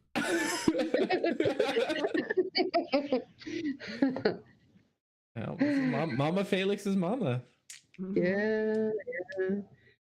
What have you been up to? Anything good? Well, after we've been trying to run away from the kingdoms, once they started expanding, they've been cracking down on the black market a whole lot, making work rather difficult. Yeah. Yes. Those Church of Kronos folks keep taking all the jobs. You're gonna hear Esli just groan in the background. She hates the Church of Kronos so much. Well, I mean, I can see what I can do. Maybe, I don't know. But yeah, you're gonna have to find a way to get them off your back. I know. They have quite a big bounty on you, and that's Scragg's thing you used to hang around with. Yeah, he took off. He's a goblin, you know. I don't have any control over him, but I may have put a bounty of my own on him, and maybe he comes by. You know, you guys can just let me know and keep him. We'll keep an eye out for him. All right. You know, I might have to kill a lot of people, Mom. How do you feel about that? You know, they all deserve it. Plus, they're weird people. They're like not even entirely human. They have like weird bits, you know.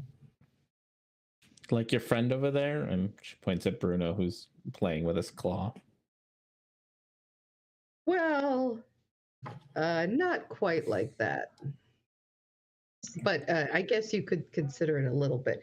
But he's going to get his hand back.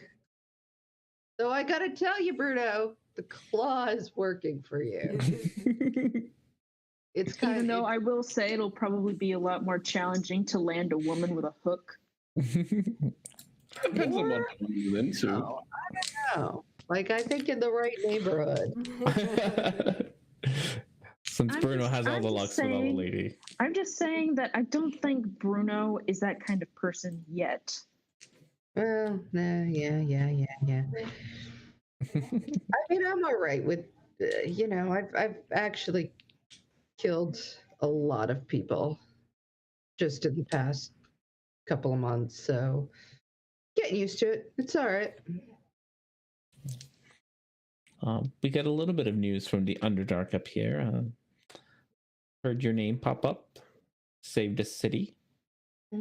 Two. I saved 2 cities. 2 cities. Well, look at only you. one. Got credit for it, you know. It's one of those things. Have your own company, I hear. Yeah, I got company. I've got lawyers. Yeah. What is the name of your company? It's LDE Ltd. What does it stand for? Last Effort Limited. That's a really stupid name. I know. We're the Phantom. What are the Phantom Troop? Syndicate, maybe? Phantom Syndicate. That sounds about right. We're the Phantom Syndicate. Why couldn't you come up with a name like that? Last Ditch Effort. You sound like a band. Last Ditch Effort is better for marketing. Part of it is we did. You got to do your market research. You know, the Phantom Syndicate. It's a little on the nose. You know, people are in a very post-ironic phase right now. And you gotta go with the zeitgeist, is what I'm saying, Mom. You know? I'll never understand you kids. I know. Well, I'm glad you're safe. We'll have all week to staying upstairs. Mm-hmm. I am going to go get myself some rest. This woman has been chasing me for months, and finally I get to get a good night's sleep. So I'll leave you and your friends to rest up. Looks like you've had a pretty rough time getting up here. It was steep. You took the cliff? Why would you do that? There's roads.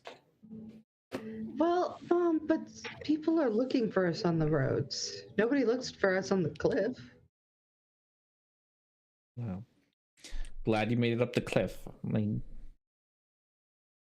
but that was really stupid. I know. I know. Bye, Mom. Okay. Going to go rest now. Yeah. She gets up, takes off. There's a second floor to this place, which has no stairs, but there's a second floor. And hey, free maps that I find on the internet. There you go. There you go. Felix, you want a drink? Yes. You gonna come join us at the bar? Interns. Yes. Bruno, since we will have some time to prepare and stuff, of course, once you had your hand fixed, you should maybe do a. I'm suggesting doing a little spell exchange. We haven't really had a wizard to wizard talk for real. Yeah, that sounds like a really good idea. I love it. Hey, Felix, did I hear right? And we've got the place to ourselves for a week? Yeah. And Esley's good behind the bar, so we could do open mic nights every night. That sounds like a fantastic plan. Who's Mike, and why are we opening him? Yeah. Open play night, open music night, comedy, whatever. Says that. Maybe we'll do our pirate shtick, Bruno. Oh, God. When Horatio says that, as you know, his bowl.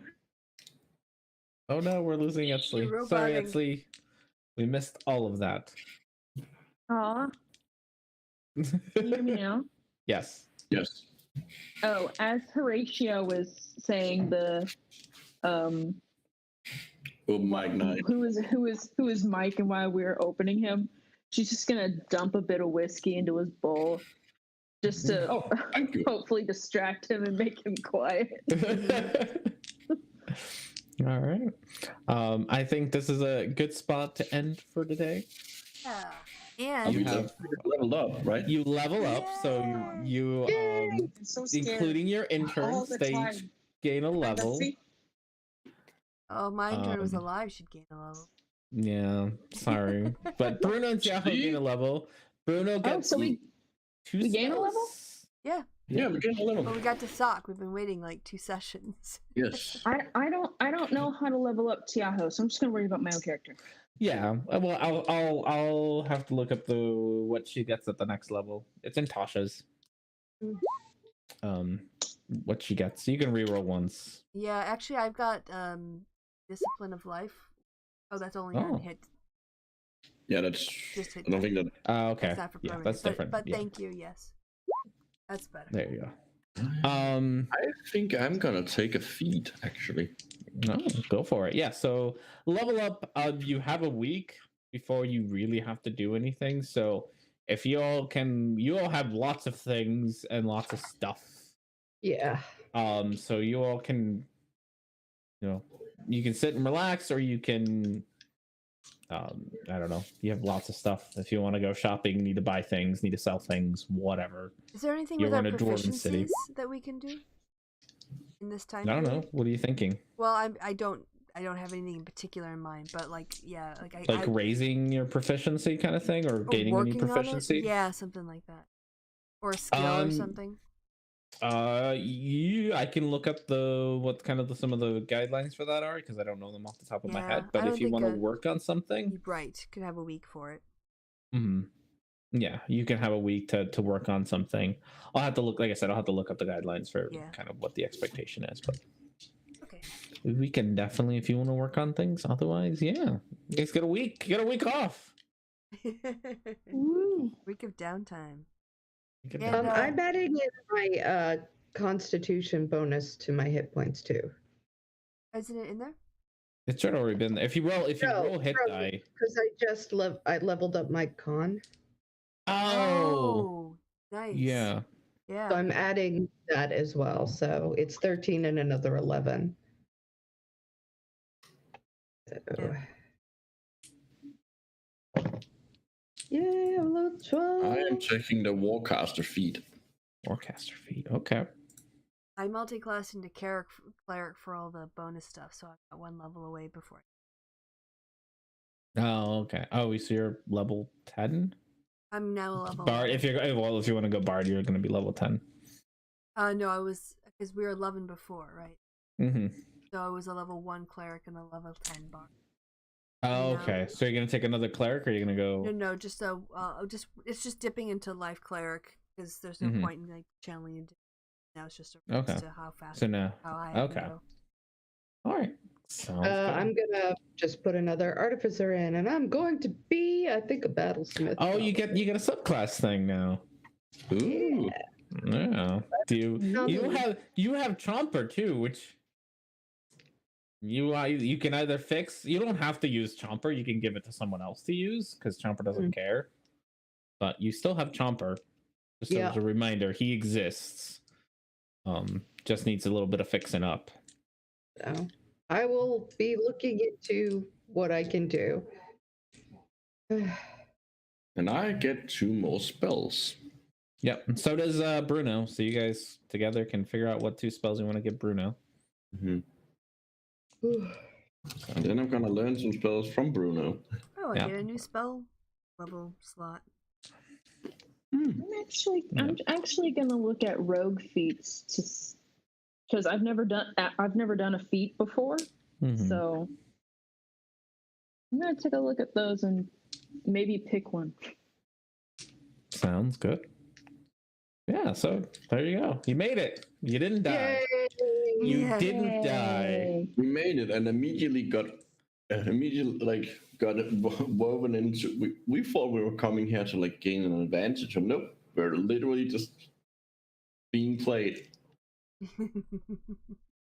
Well, it was we were told long ago that she'd meet and suck, right? So that was gonna happen. Yep. She knew you were here or coming here. We're gonna meet her here, so yeah. She told Felix like what months ago in time. I don't even remember how long. Maybe like a month ago. I think during you the guys war. were still. It was you guys were still fighting in Slinton.